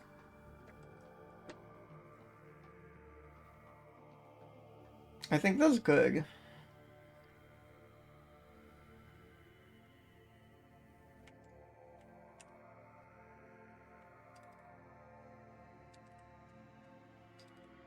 It is quite curly here. I think this is the most like curly-haired creature we've had yet. I was gonna give it a really high locked-in score on account of catching fish, but it seems like that's just misinformation. It's just like a confused looking guy.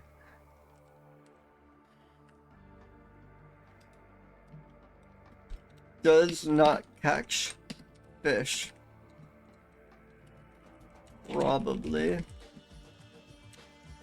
The ones that do are cool though, so I'm glad that Wikipedia lying to us led us to this discovery.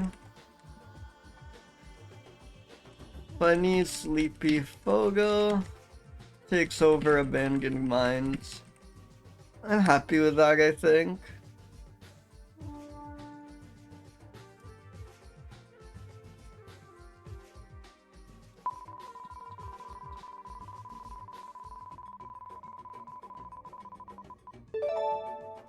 Gracilinanus marica. Was this also... Wait, were these the gracile opossums, or was this dormice? There's one of those. Or something else in... No, it is gracile opossums. I'm gonna make that up. Hell yeah. Gracile?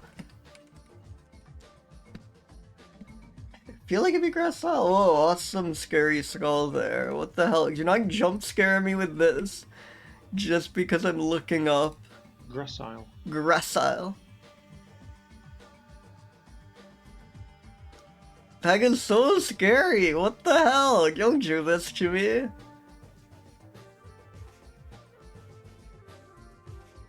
Archaic human skulls are like very uncanny valley to me. Look at that.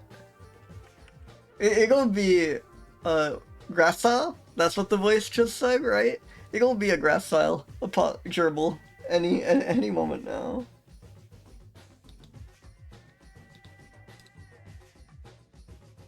No image. Is another of these mouse opossums.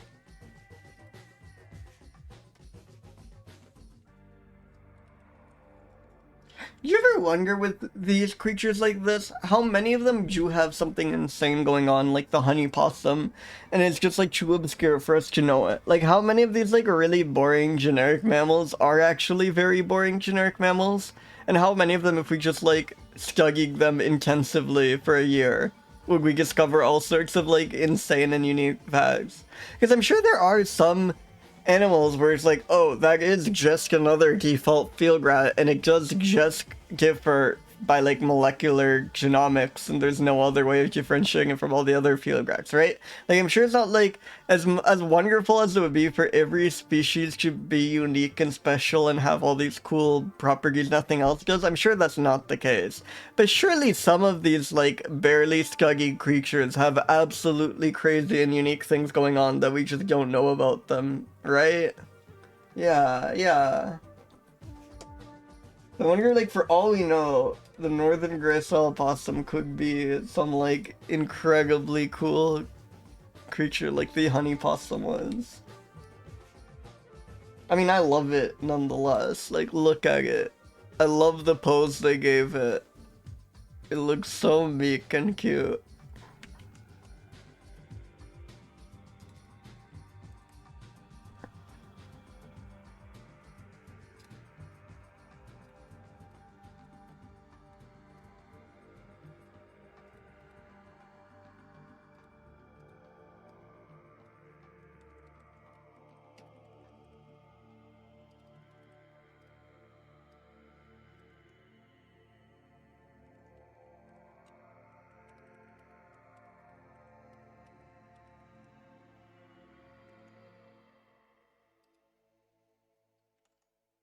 Well, that goes backwards. There we go. I struggle so much with double consonants in words. It's shameful. I think that shit is just impossible. I think it's just universal.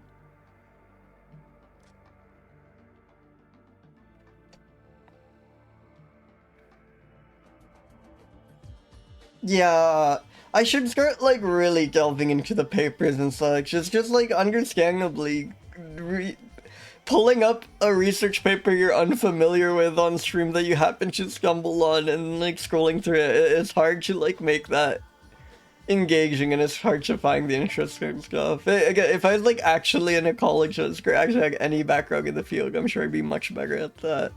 But I like tend to only check out the papers if I'm absolutely desperate or there seems to be some like crazy thing in there, just because so often it'll be like 38 pages of small font talking about genomic sequencing, you know? I don't know if genomic is a word. Yeah, again, as an academic, I know this well, even though my field is very different. Mainly arboreal, most species were captured on trees. For as long, woolly and soft, that helps the curly score, I think. Like, woolly is sounding curly to me. I want to pet one of these. Yeah. My math is also hyper specialized. Like, there are parts of math that are like quite taxonomically close to mine that are still quite alien to me. But then, yeah, even the ones within my field, it is something.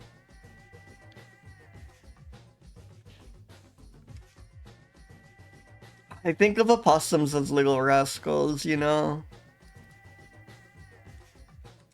So I'm giving a low vegan score. I think they're always up to mischief. No, it looks kind of like unsure. You know, it looks quite, again, another very nervous looking creature. Man, I feel bad panning the northern grassel opossum because I love it, but just that's how thank God it was curly. Thank God it has woolly soft hair.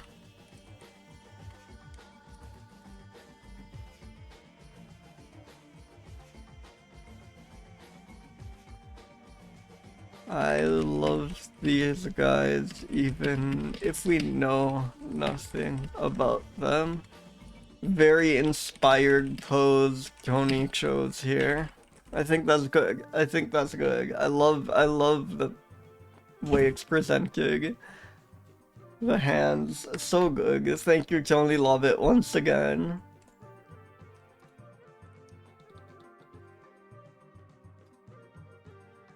We'll spin a mammal.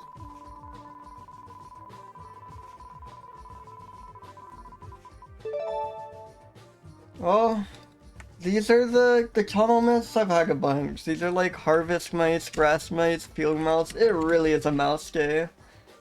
Oh no, they're pocket gophers. Oh shit, and this might be a fairly iconic one. Southern pocket gopher, found in Mexico and the United States.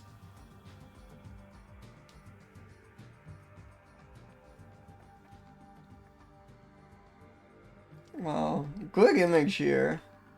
I love its whiskers, kind of walrus with it, you know? Just a little bit.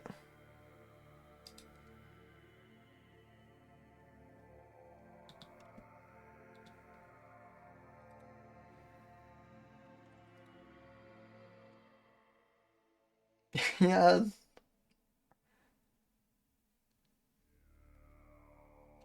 Oh, that is quite awesome. That is quite awesome. I don't know, but I've talked about this before. It's so good to me. Because pocket gopher, you see that and you think that's a kind of gopher? No, every gopher is a pocket gopher. Pocket gopher is just synonymous with gophers. They just... I think it must be that they have pockets. Like, it must be that they, like, store food in their cheeks or in pouches or something. Because pocket gophers are fairly big. But yeah, it is awesome to me that pocket gopher is just a word for gopher. There are no non-pocket gophers. I think that's just wonderful.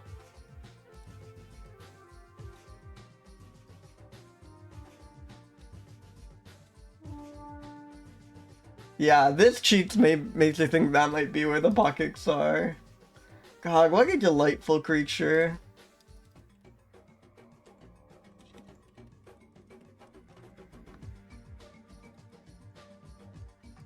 I like how the well, the big role by far is groundhog, but then like we also get this. A lot of the like good and unobscure animals, a lot of them have been you know, Young's one burrowing kind of critters.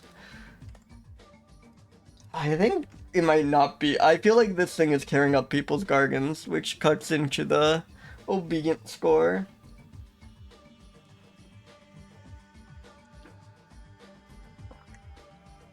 Rarely leaves its burrow system.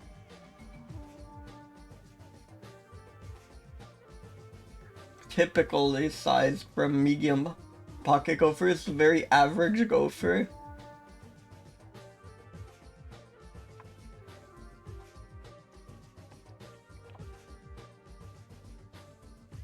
Predominantly eats underground roots and tubers and a limited amount of surface vegetation.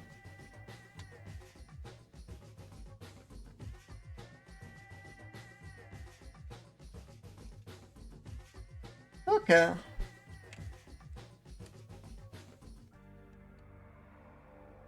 Yeah, I think this is tearing up people's gargans and stuff, but gonna explicitly say that, so I can't penalize it too much. Those whiskers make me want to give it a high curly score, even if that's kind of crazy. I think you have to be kind of locked in to like exclusively live in in your burrows. You know, you're like constantly hardworking, industrious creature. This feels fairly classic. Like, log of images, log of good images, least concern. This seems like a pretty common creature. Especially like gophers, burrowing creatures are hard to photograph, you know? How many observations does this have? Oh, 58. Okay, maybe I can bring it down again. I guess I can't really scroll much.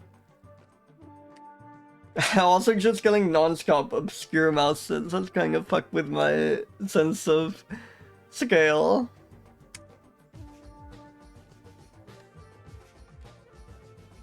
Alright, let's spin a mammal.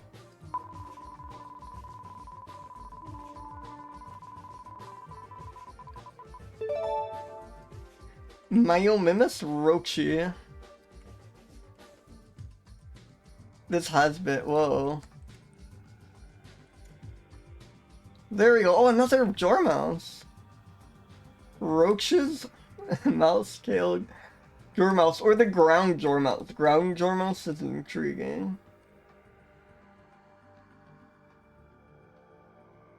Lives in scrub and semi-open habitats. So I like most Dormice are boreal, and this is the one that's not. Uses few trees with hollows for resting.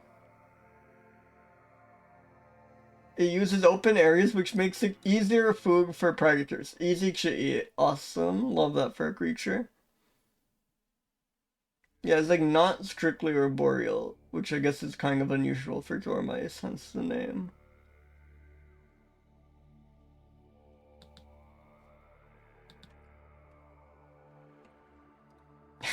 Yeah, huge day for obscure mice. Awesome. Thank you, Carlos Bocos.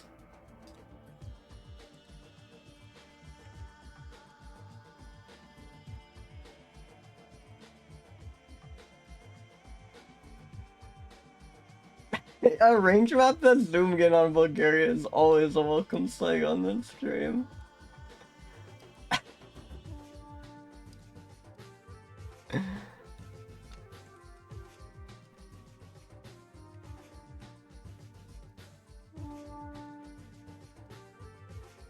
I'm gonna go with ground dormouse. I just like that name.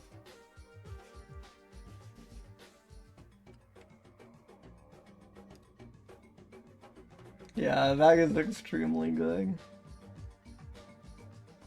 I love the little outposts. That makes it feel like it's some, I don't know, like Greek city-state or something. That is true. They love their dormice. I love the. Sorry, I keep bringing this up, but I can't wait. I still think the best creature name is the European eggable dormouse. I think that is just poor guy, you know. Or the other eggable dormouse. But this is the original eggable dormouse.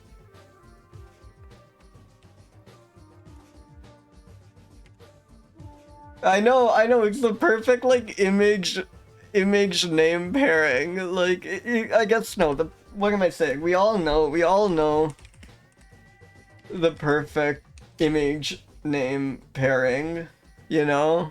We're never beating this. But eggable dormouse and this is quite close, you know? I miss you so much, little desert pocket mouse.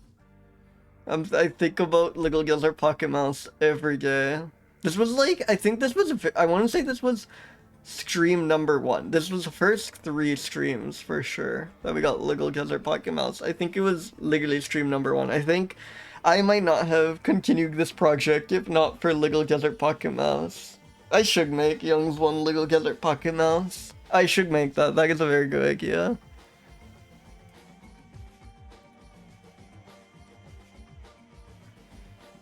I know. I love the little desert pocket mouse, LGPM, so much.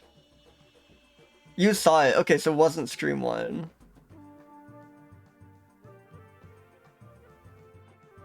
Are you sure you saw it, like, me roll it and not me just talk about it later on stream? Yeah, I think you might have just seen me, because I feel like this was, like, first 3 streams, and I feel like you joined a bit later than that. I think you, like, joined a month into the streams or something.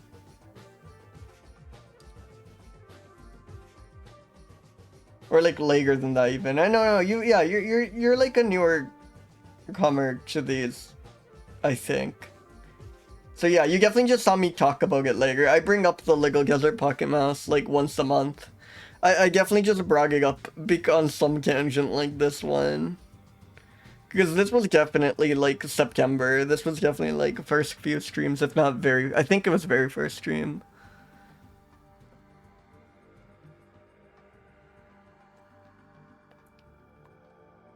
6,646 meters registered trademark. Awesome.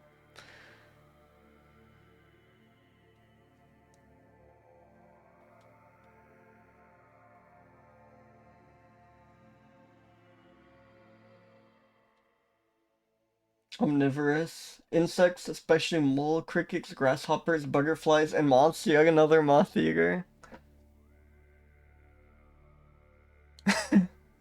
Oh, that's great that you're first. I baited you. I actually rigged that roll.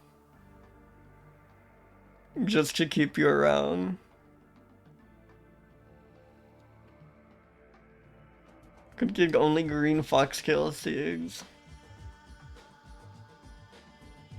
Okay.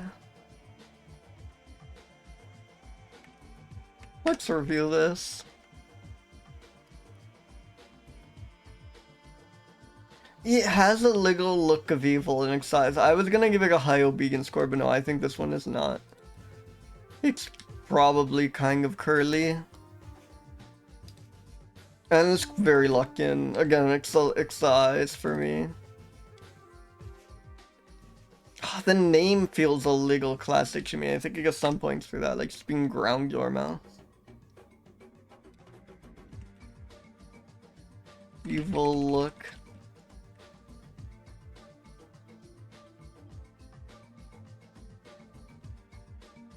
Wait, there's something good about this. Oh yeah, very easy to eat.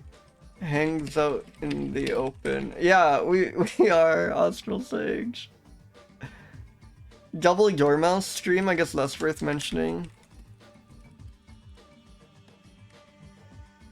Okay, this one's gonna be a monkey for sure.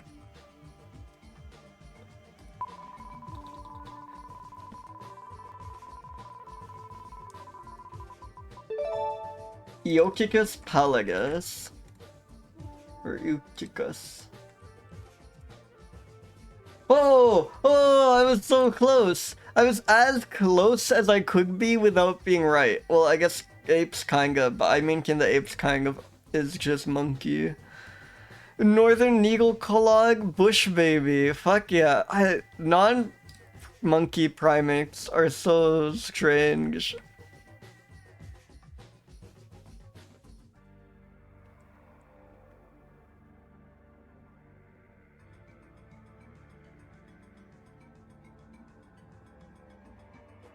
Wow.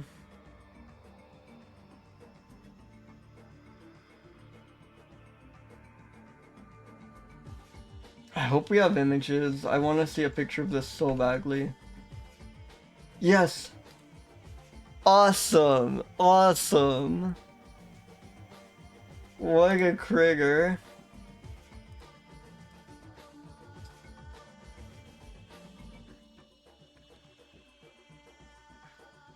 I want to visit a jungle or something so badly.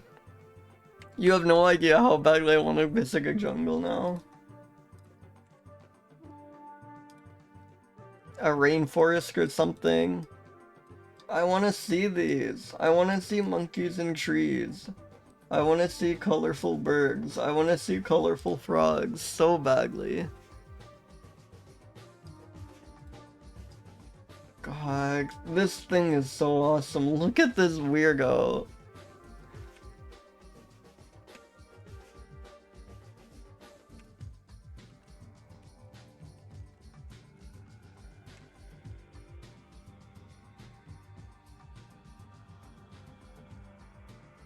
Needle Clog is an insane descriptor too.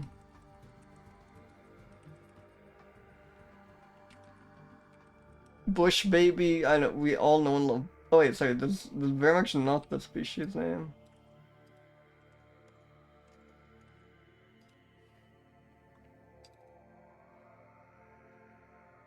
Well, let's read about it.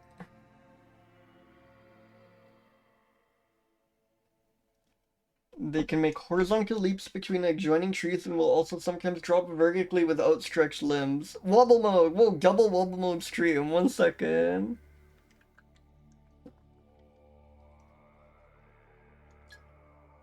One second.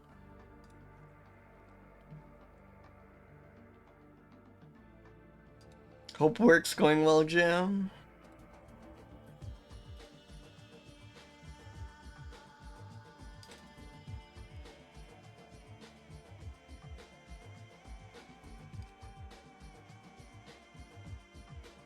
Hey, welcome home, Jam.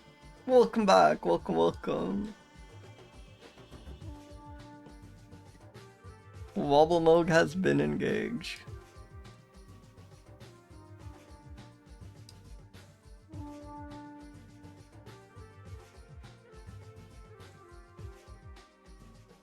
Usually solitary. Who sleeps in hollow trees. That's cute.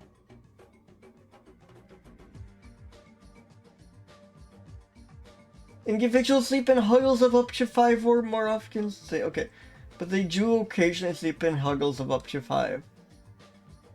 When sleeping communally, they produce a distinct gathering call at dawn.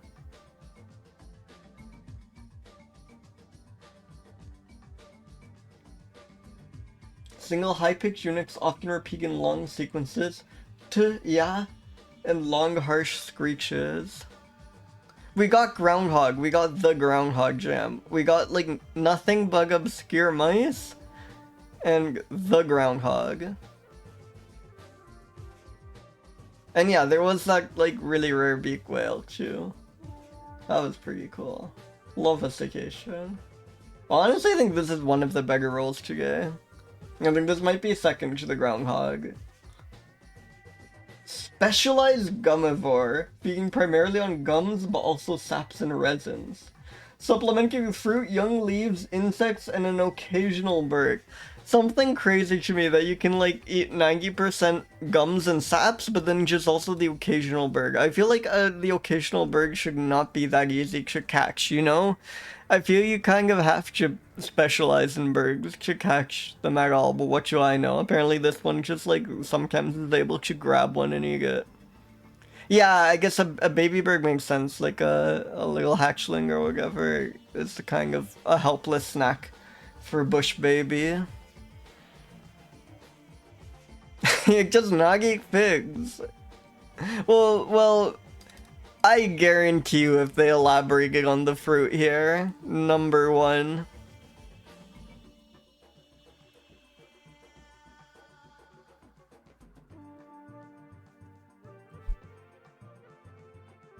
Wow.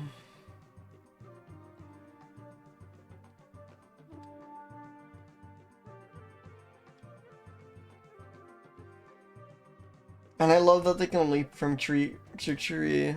I cannot do that shit. That shit is brave as hell.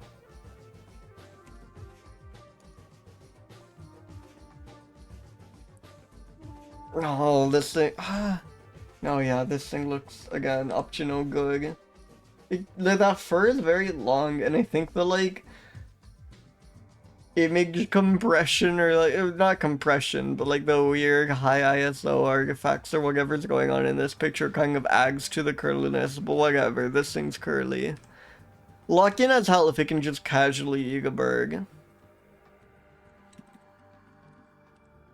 It's kind of too weird to be classic.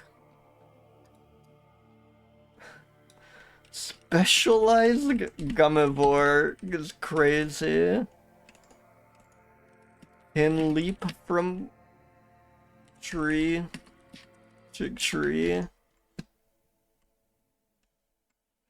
They sometimes sleep in huddles of up to, can I say up to 5? Yeah. 5 and have a distinct morning gathering call when doing so.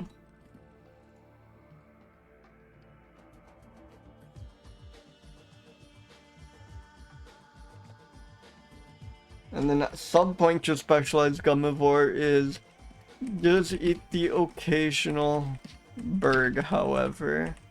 There we go. I think that's good. For the northern legal clawed bush baby. I think I'm quite happy with that.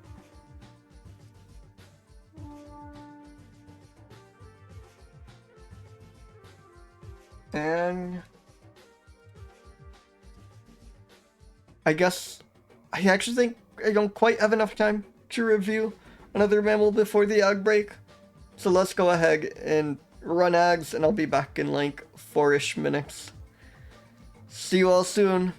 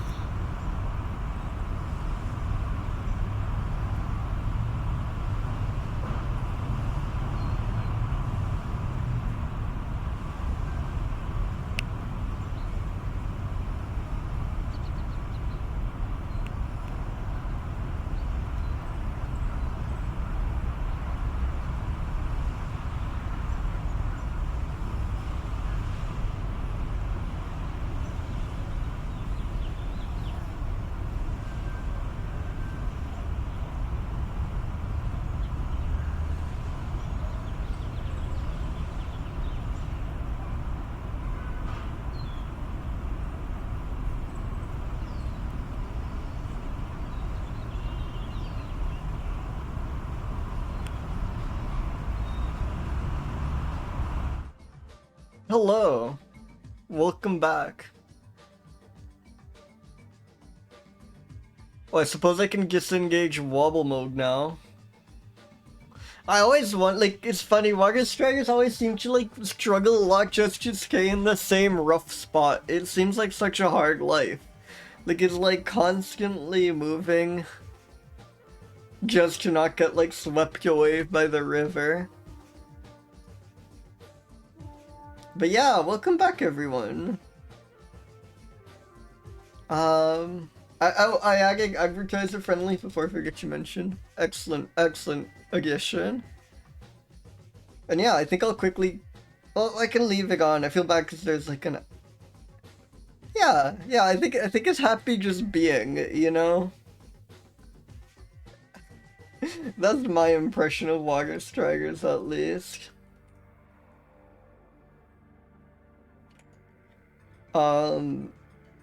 Let's spin a mammal.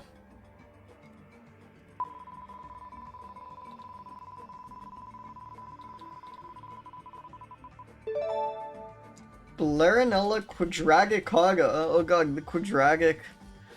Blarinella was... Oh shit! Well, I should have known.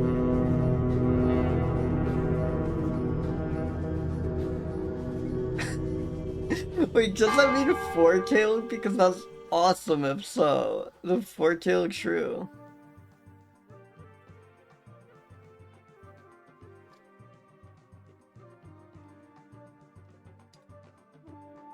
Incredible range, like phenomenal. Classic of shrews.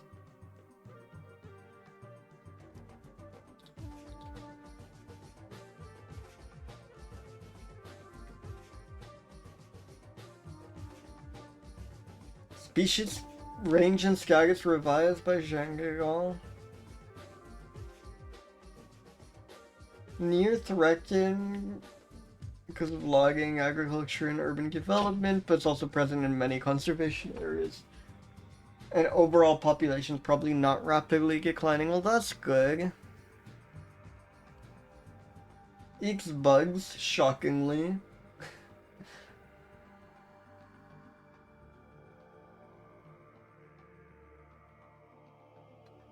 Used to include 2 subspecies, but then they broke off into species.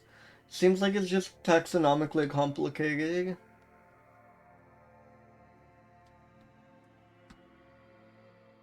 Oh, I love this name for it.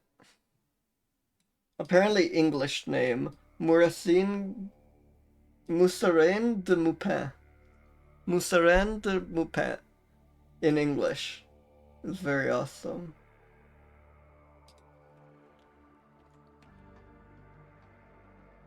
Oh yeah, and importantly, image.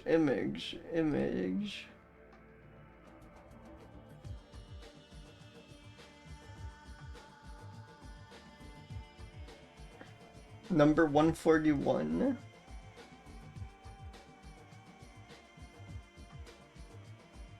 Oh, that's good. Very, very, like, cylindrical shrew.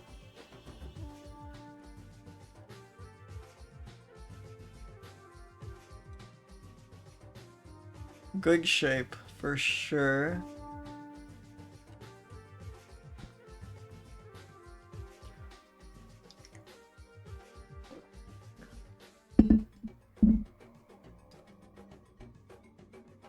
Sorry, that probably made a horrific noise. This is me putting my water bottle down, but I forgot to put it on the opposite side of the mic, like I usually do.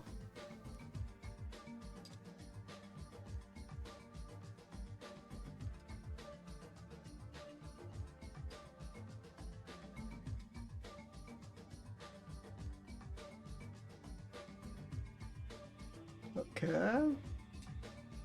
Just annihilate these other shrews really quick.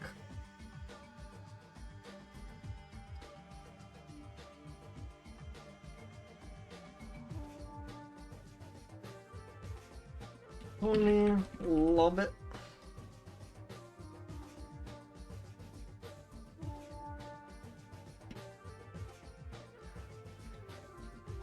And this was the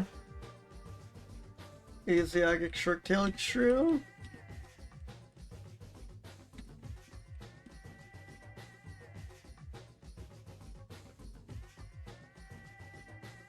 Obedient?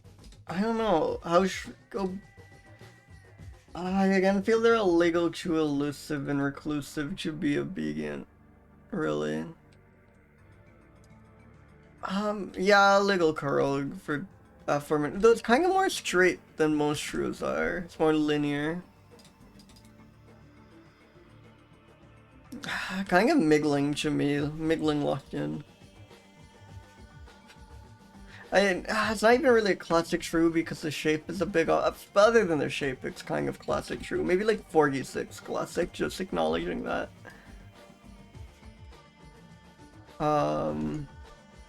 Quadratic?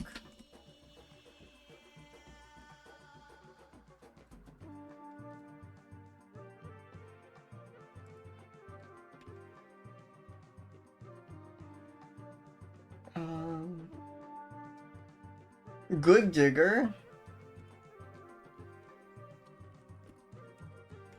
Important.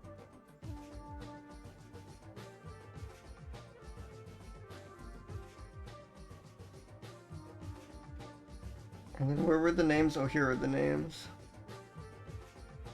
Buzaren de Moupin in English.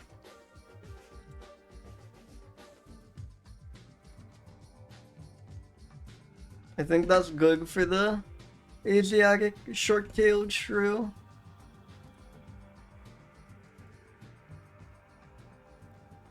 Let me spin a wheel.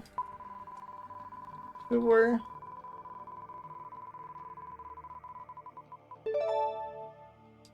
Caperea? Marginata.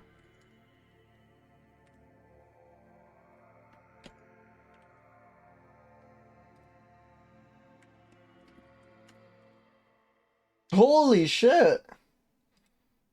Double citation stream. We are getting revenge for all the. We are getting revenge for all the obscure mice we got to get. Look at this image. This thing is awesome.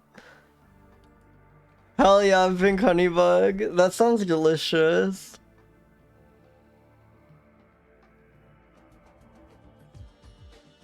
It may be a member of the Cetotheres, a family of baleen whales which until 2012 were thought to be extinct. Not even a genus. Possibly the yeah. Yeah. Holy shit.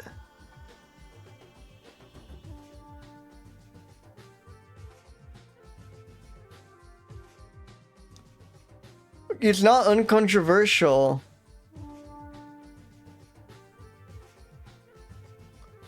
Hey, welcome Scorchy friend. That's so cool. This entire family of whales was thought to be extinct, and possibly this one mysterious whale in 2012 was.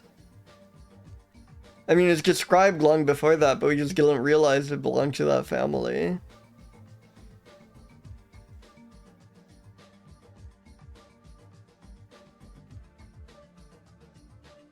Rarely encountered in legal study. By far the smallest Gabellian whale.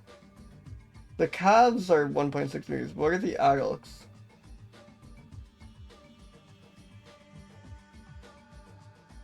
They physically mature at about 6 meters. That seems quite short for a whale, for a baleen whale.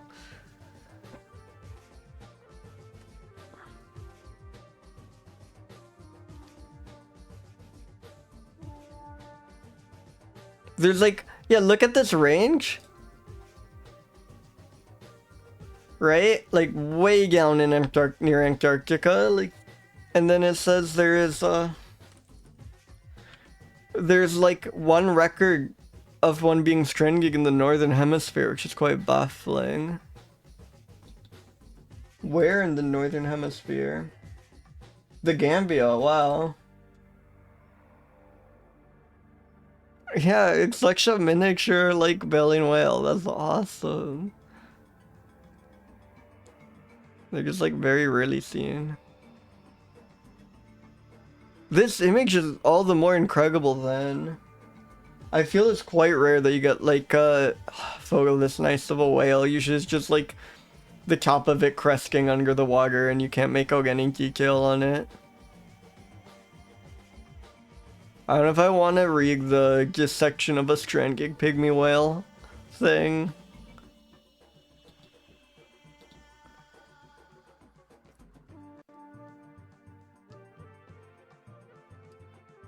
Oh, wow. Oh, poor guy, but what a beautiful creature, like, holy shit. Holy shit.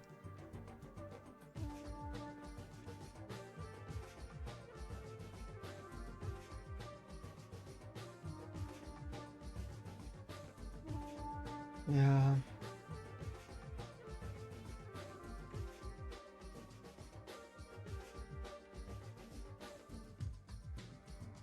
It's so, like, genetically distinct. I wonder if there's anything, like, unique to it. If it has, like, an entire family to itself.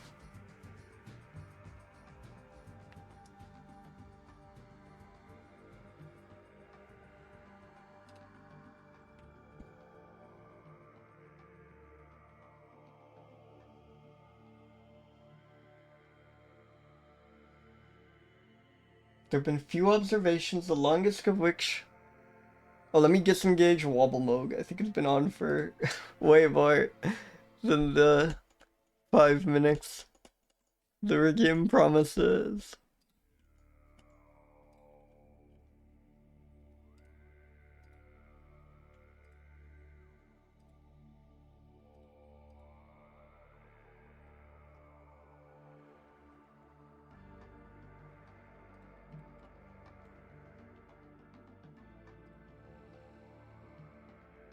Disengaging wobbling, exactly.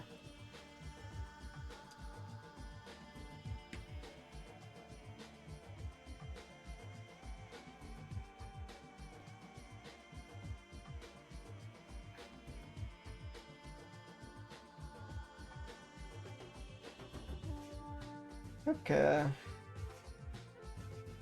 Stomachs. So another man, everything's eating cephalopods. Pretty messed up. Presence of a few bird feathers? They eat birds? Maybe like ducks or something? That's terrifying. It could just be like stray feathers on the surface, I guess, that got skimmed. That's almost certainly what it is. But I choose to believe this whale eats ducks. Yeah. Have you read Other Minds? I love Other Minds so much. Like, sorry, I'm the Other Minds streamer who, like, brings up Other Minds at any mention of octopuses, but that book of cephalopods, but that book is amazing to me. It's just, I can do the elevator pitch again, which is, cephalopods are, like, quite complex and intelligent creatures. Like, they seem to display complex cognitive abilities, which is really weird because every other creature that, like, so every other creature that seems to, like, display individual intelligence anywhere near that level, it's like a tetrapod, right? It's like a bird, a mammal, and, like, a vertebrate. And our last descendants with those things are basically our cousins. Like, our last descendants with those things was like a four-legged, fairly sizable, I don't know, like, dog-sized creature that crawled out of the ocean onto land. It was like a pretty advanced and developed creature. So it kind of makes sense that all the smart creatures descending from that, because that thing already had a pretty complex brain going on. But cephalopods are the one exception. Our, like, last common ancestor with, like, an octopus is a tiny worm thing. So they're, like, they're kind of the only form of alien intelligence we have. They're the kind of, they just completely independently evolve complex cognition and, like, intelligence, just completely independently from us. And there's like a really good case that the way they're intelligent, like their inner workings, is like very different from ours. And Other Minds by Peter Godfrey Smith. This is like book entirely on this. That like if this kind of thing is cool to you, I strongly recommend it.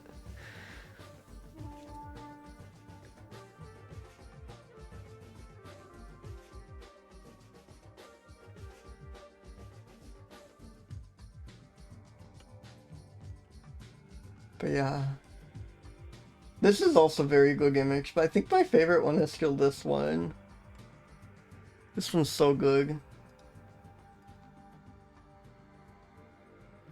Oh wait, I missed the video. I was so distracted by... Oh my god, holy shit. Oh, this is where that image comes from. They are tiny! This is crazy, and the water's so shallow. You could like just keep this in an aquarium. There's gotta be a like a billionaire who has one of these in his living room, right?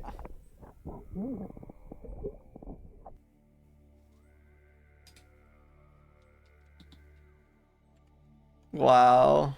Phenomenal.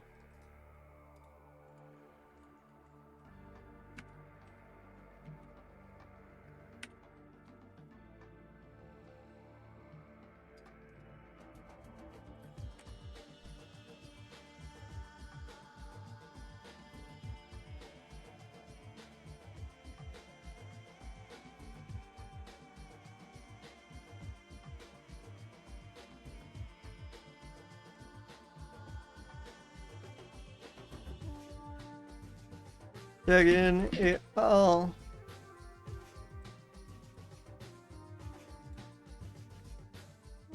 Pygmy right whale.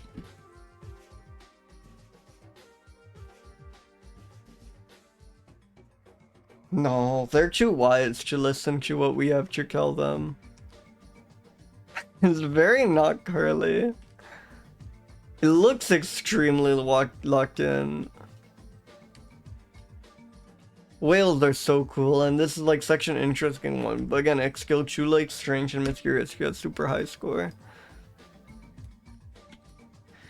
Possibly the only living member of a family of cetaceans that we thought were extinct until like 2013.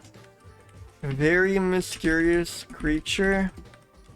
Might eat birds. Yeah, I think I should go even lower, to be honest. I think this gets like a 9. Curly, like, look at it. Oh yeah, and tiny. Smallest baleen whale by far. Hell yeah, awesome roll, really cool creature.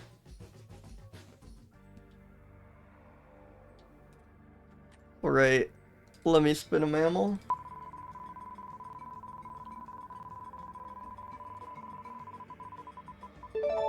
Yeah, they're just kind of always just a tube, like.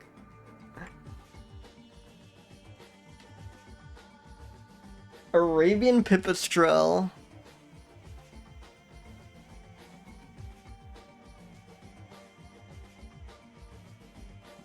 There's some bat, like, pipistrelles are these vesperbacks.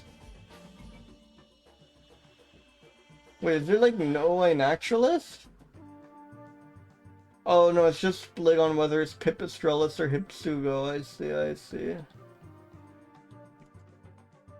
Oh no, they moved to Hypsugo, but Wikipedia hasn't caught up. Either way, it's all moot, because no photos. Is there more on There's like... GBIF is weird in how it's like, oh, and if an animal gets renamed, that leads to 2 different pages for it. Pipistrelle is really cool. I think, isn't that just like Italian for bat or something? Which is kind of makes it a bit baffling why we call some bats Pipistrelle. But I think the Italian word for bat is like very close to that maybe.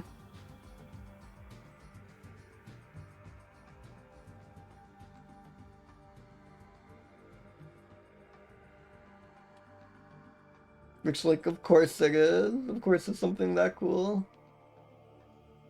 Mostly feeds by aerial hawking, so he eats flying bugs in the air.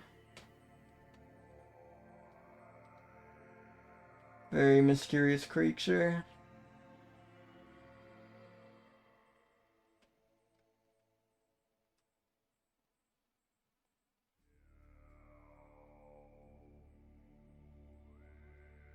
Only known from a few individuals from relatively few localities in Oman and Iran.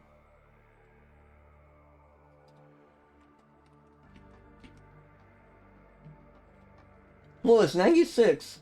It has a unique color scheme. Look. It's this one here, right? And none of the other ones on this page look like it, even though there's a ton of like similar looking backs around here. This one's the closest, but still clearly distinct. So I love the ears on 109 and 110. Those are gonna be awesome rolls. But 90, this is a cool creature. It might be obscure, but at least it's unique. Or for all we know, the previous page was just filled with these, and this is spillover, but I choose to grant it the benefit of the doubt.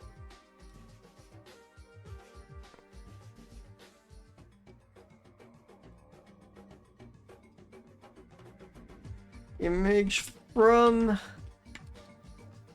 Handbook the Mammals of the World. It is a very good heck of hair. And this is the Arabian pipistrelle, as we've established. It looks so obedient. Okay, we should read about it before we leap to conclusion. Oh, we did read about it, right? There's no information. Okay, so I can go purely off vibes. This looks like a dog that is ready to fetch a ball, you know? The hair almost makes me want to say curly, but almost makes me want to not say curly. Because it's so, like, long.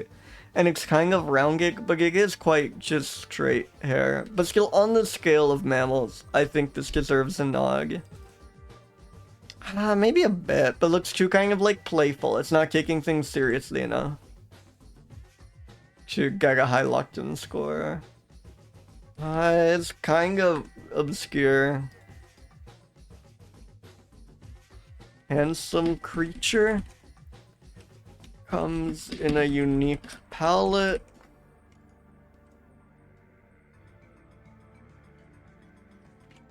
Eats flying bugs. Alright, alright. Let's spin another.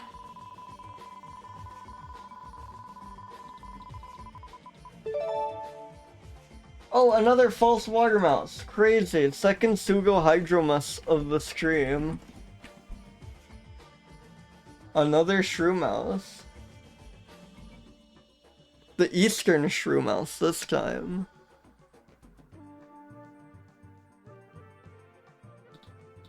Oh, I'm sure this one will have a million photos.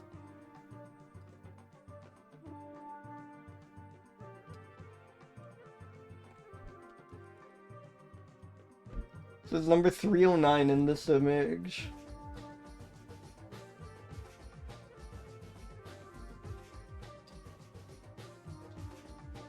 The loudest Lake California Towhee. Towhee, one of those is outside my window, yelping so hard. Sorry if you hear any like high-pitched clicking.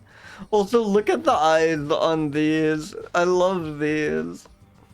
This shrew mouse, unlike the previous shrew mouse, is really quite shrew with it, at least in this illustration.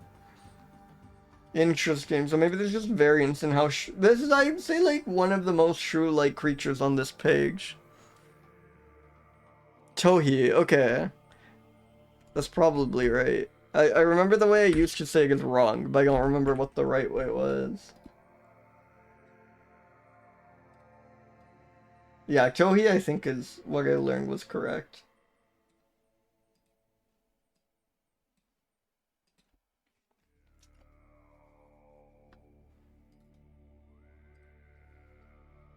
Awesome creature.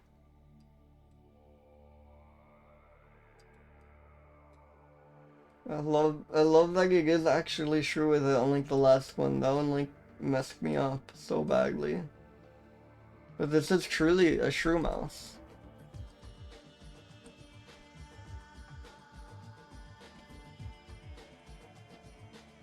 That being said, I don't know if there will be much more.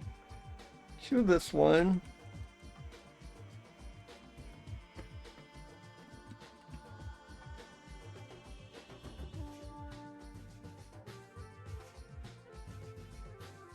Let's read about the eastern shrew mouse.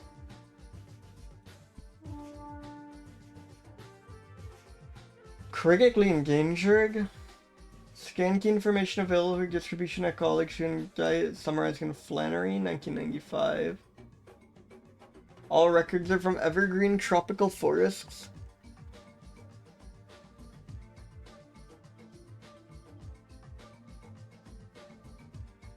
Primarily eats bugs. Another like point towards it being true, like, okay.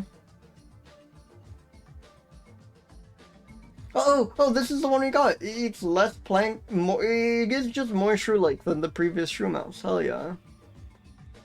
And this is the type species of the genus. Okay, so they saw this guy and it's like, whoa, this is a shrew-like mouse.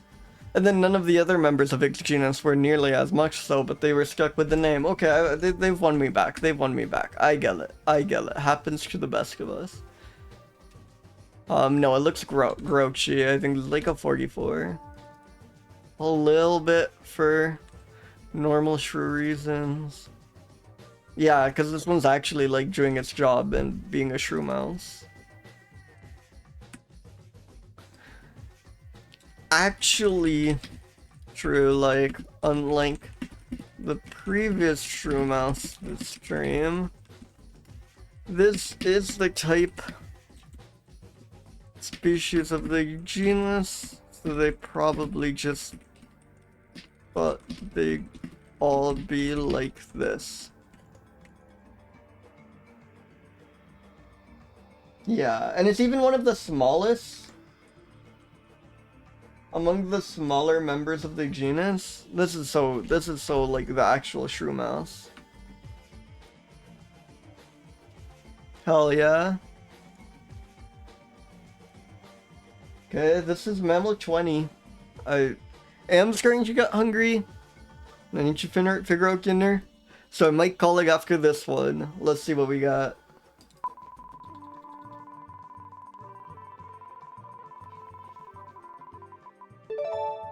Pithecia albicans. Oh, I think this might be good. And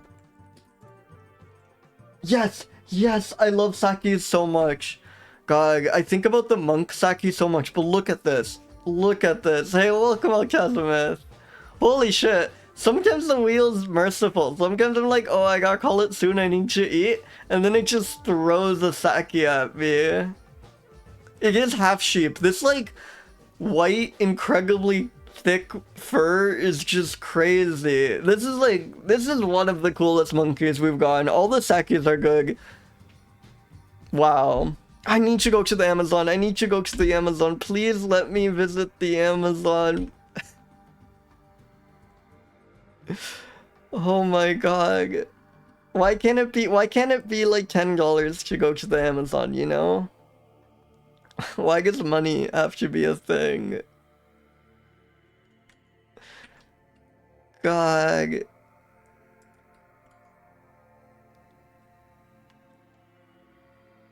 I should brush up on my Portuguese, because I think if you're bilingual, they let you, like, volunteer at some of these Amazonian places, and then they'll, like, provide food and lodging for you. I think that I'd probably you need, like, a bit of background in ecology too, but I don't know. Yeah, I've been, like, seeing this. I've been, like, reading up on, like, Amazon stuff. But yeah, depending on where you are, if you speak at least two of, like, if you either speak, like, Spanish and English or Portuguese and English. I mean, continental Portuguese is kind of, I feel like they'd be chill with that, because it's, like, mutually intelligible with South American Portuguese. It's Brazilian Portuguese. But I imagine these positions must be competitive. I don't know exactly how it works, right? Because you just get to like live in the Amazon at their expense for a while. Surely like many people want to do this. It's definitely worth like looking into. If you do speak both languages.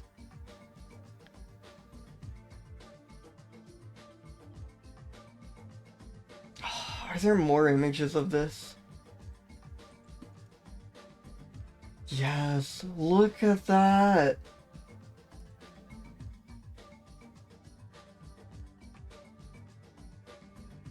Holy shit. What a creature.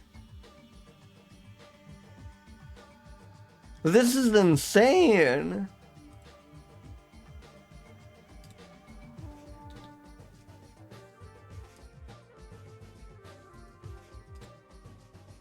Fifth Beagles member found.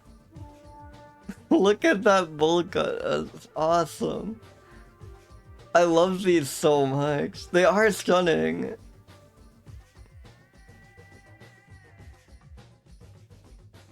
Yeah. Saki monkeys are quite elusive, I think, and this does seem like one of the rarest. Beagles! I gotta watch those videos. I think I started watching one of them.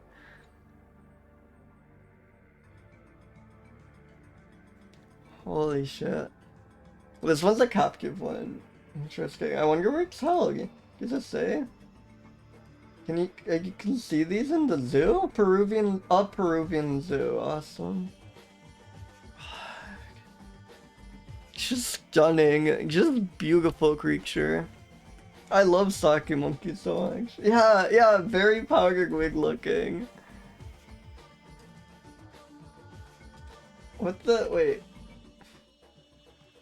Oh, it's on my background layer. That's funny. I just have this smudge here now. Awesome. When did I even get here?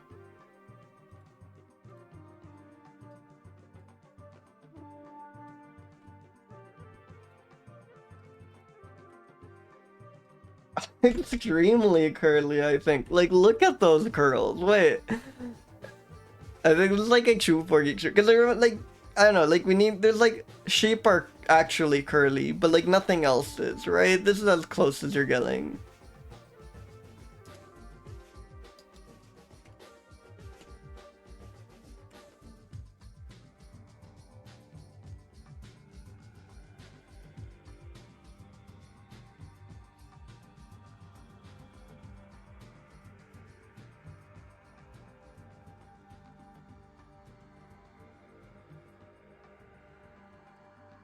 Wait, sorry, this is gonna take a second to scale down because the image is so huge. There we go. Oh my god. This is very much not the Eastern Shrew Mouse. This image is by... Yeah, maybe this is for... But you need to see the hair. It can't be this. As good as the face is, the hair is like... Could I get... Why can't I make myself do this again? I just... Can I squeeze enough of the hair into a full screen? Maybe I can. Oh, that's like just starting to not fit. Okay, that might be perfect, actually. I don't want to like overuse the full screen. I'm wondering if I want to overuse the full art image. On the other hand, this is like one of the most beautiful creatures I've seen in my life, so who cares, you know?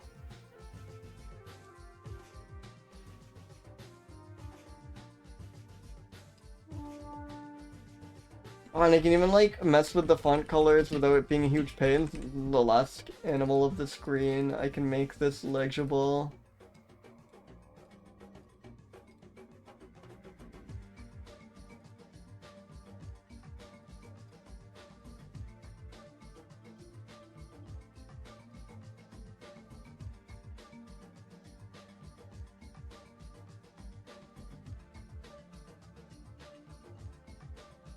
This image is by... None there. Is that what they want?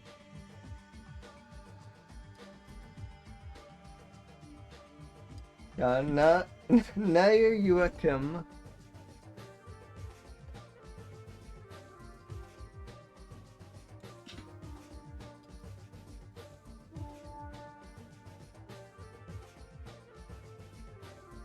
Holy shit.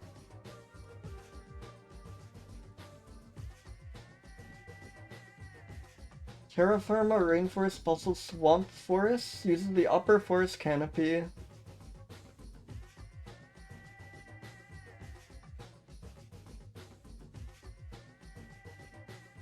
Largest sake, very distinctive pelage.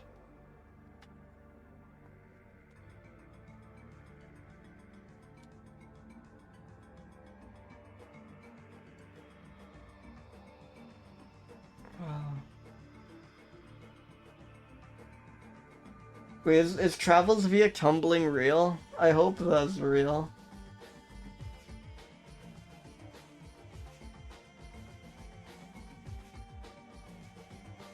Hello, Tengu. Welcome back. Check out the creature we have right now.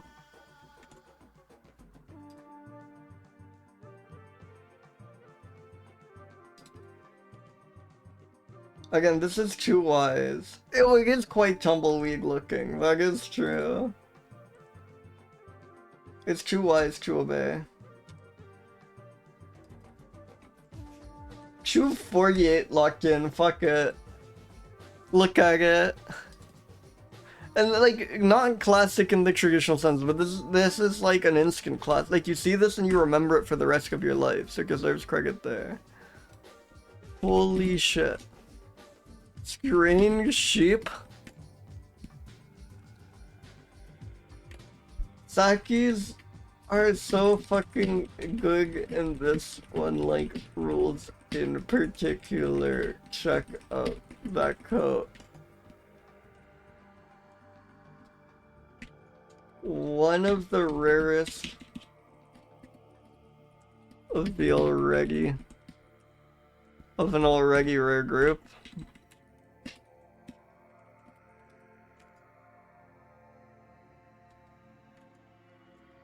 I wanna cuddle with one so bad. Like, look how soft it looks. Holy shit.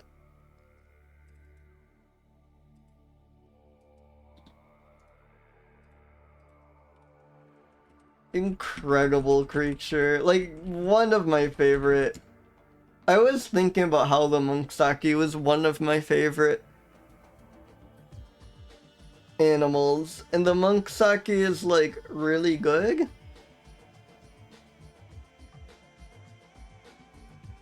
But this one might be like even better.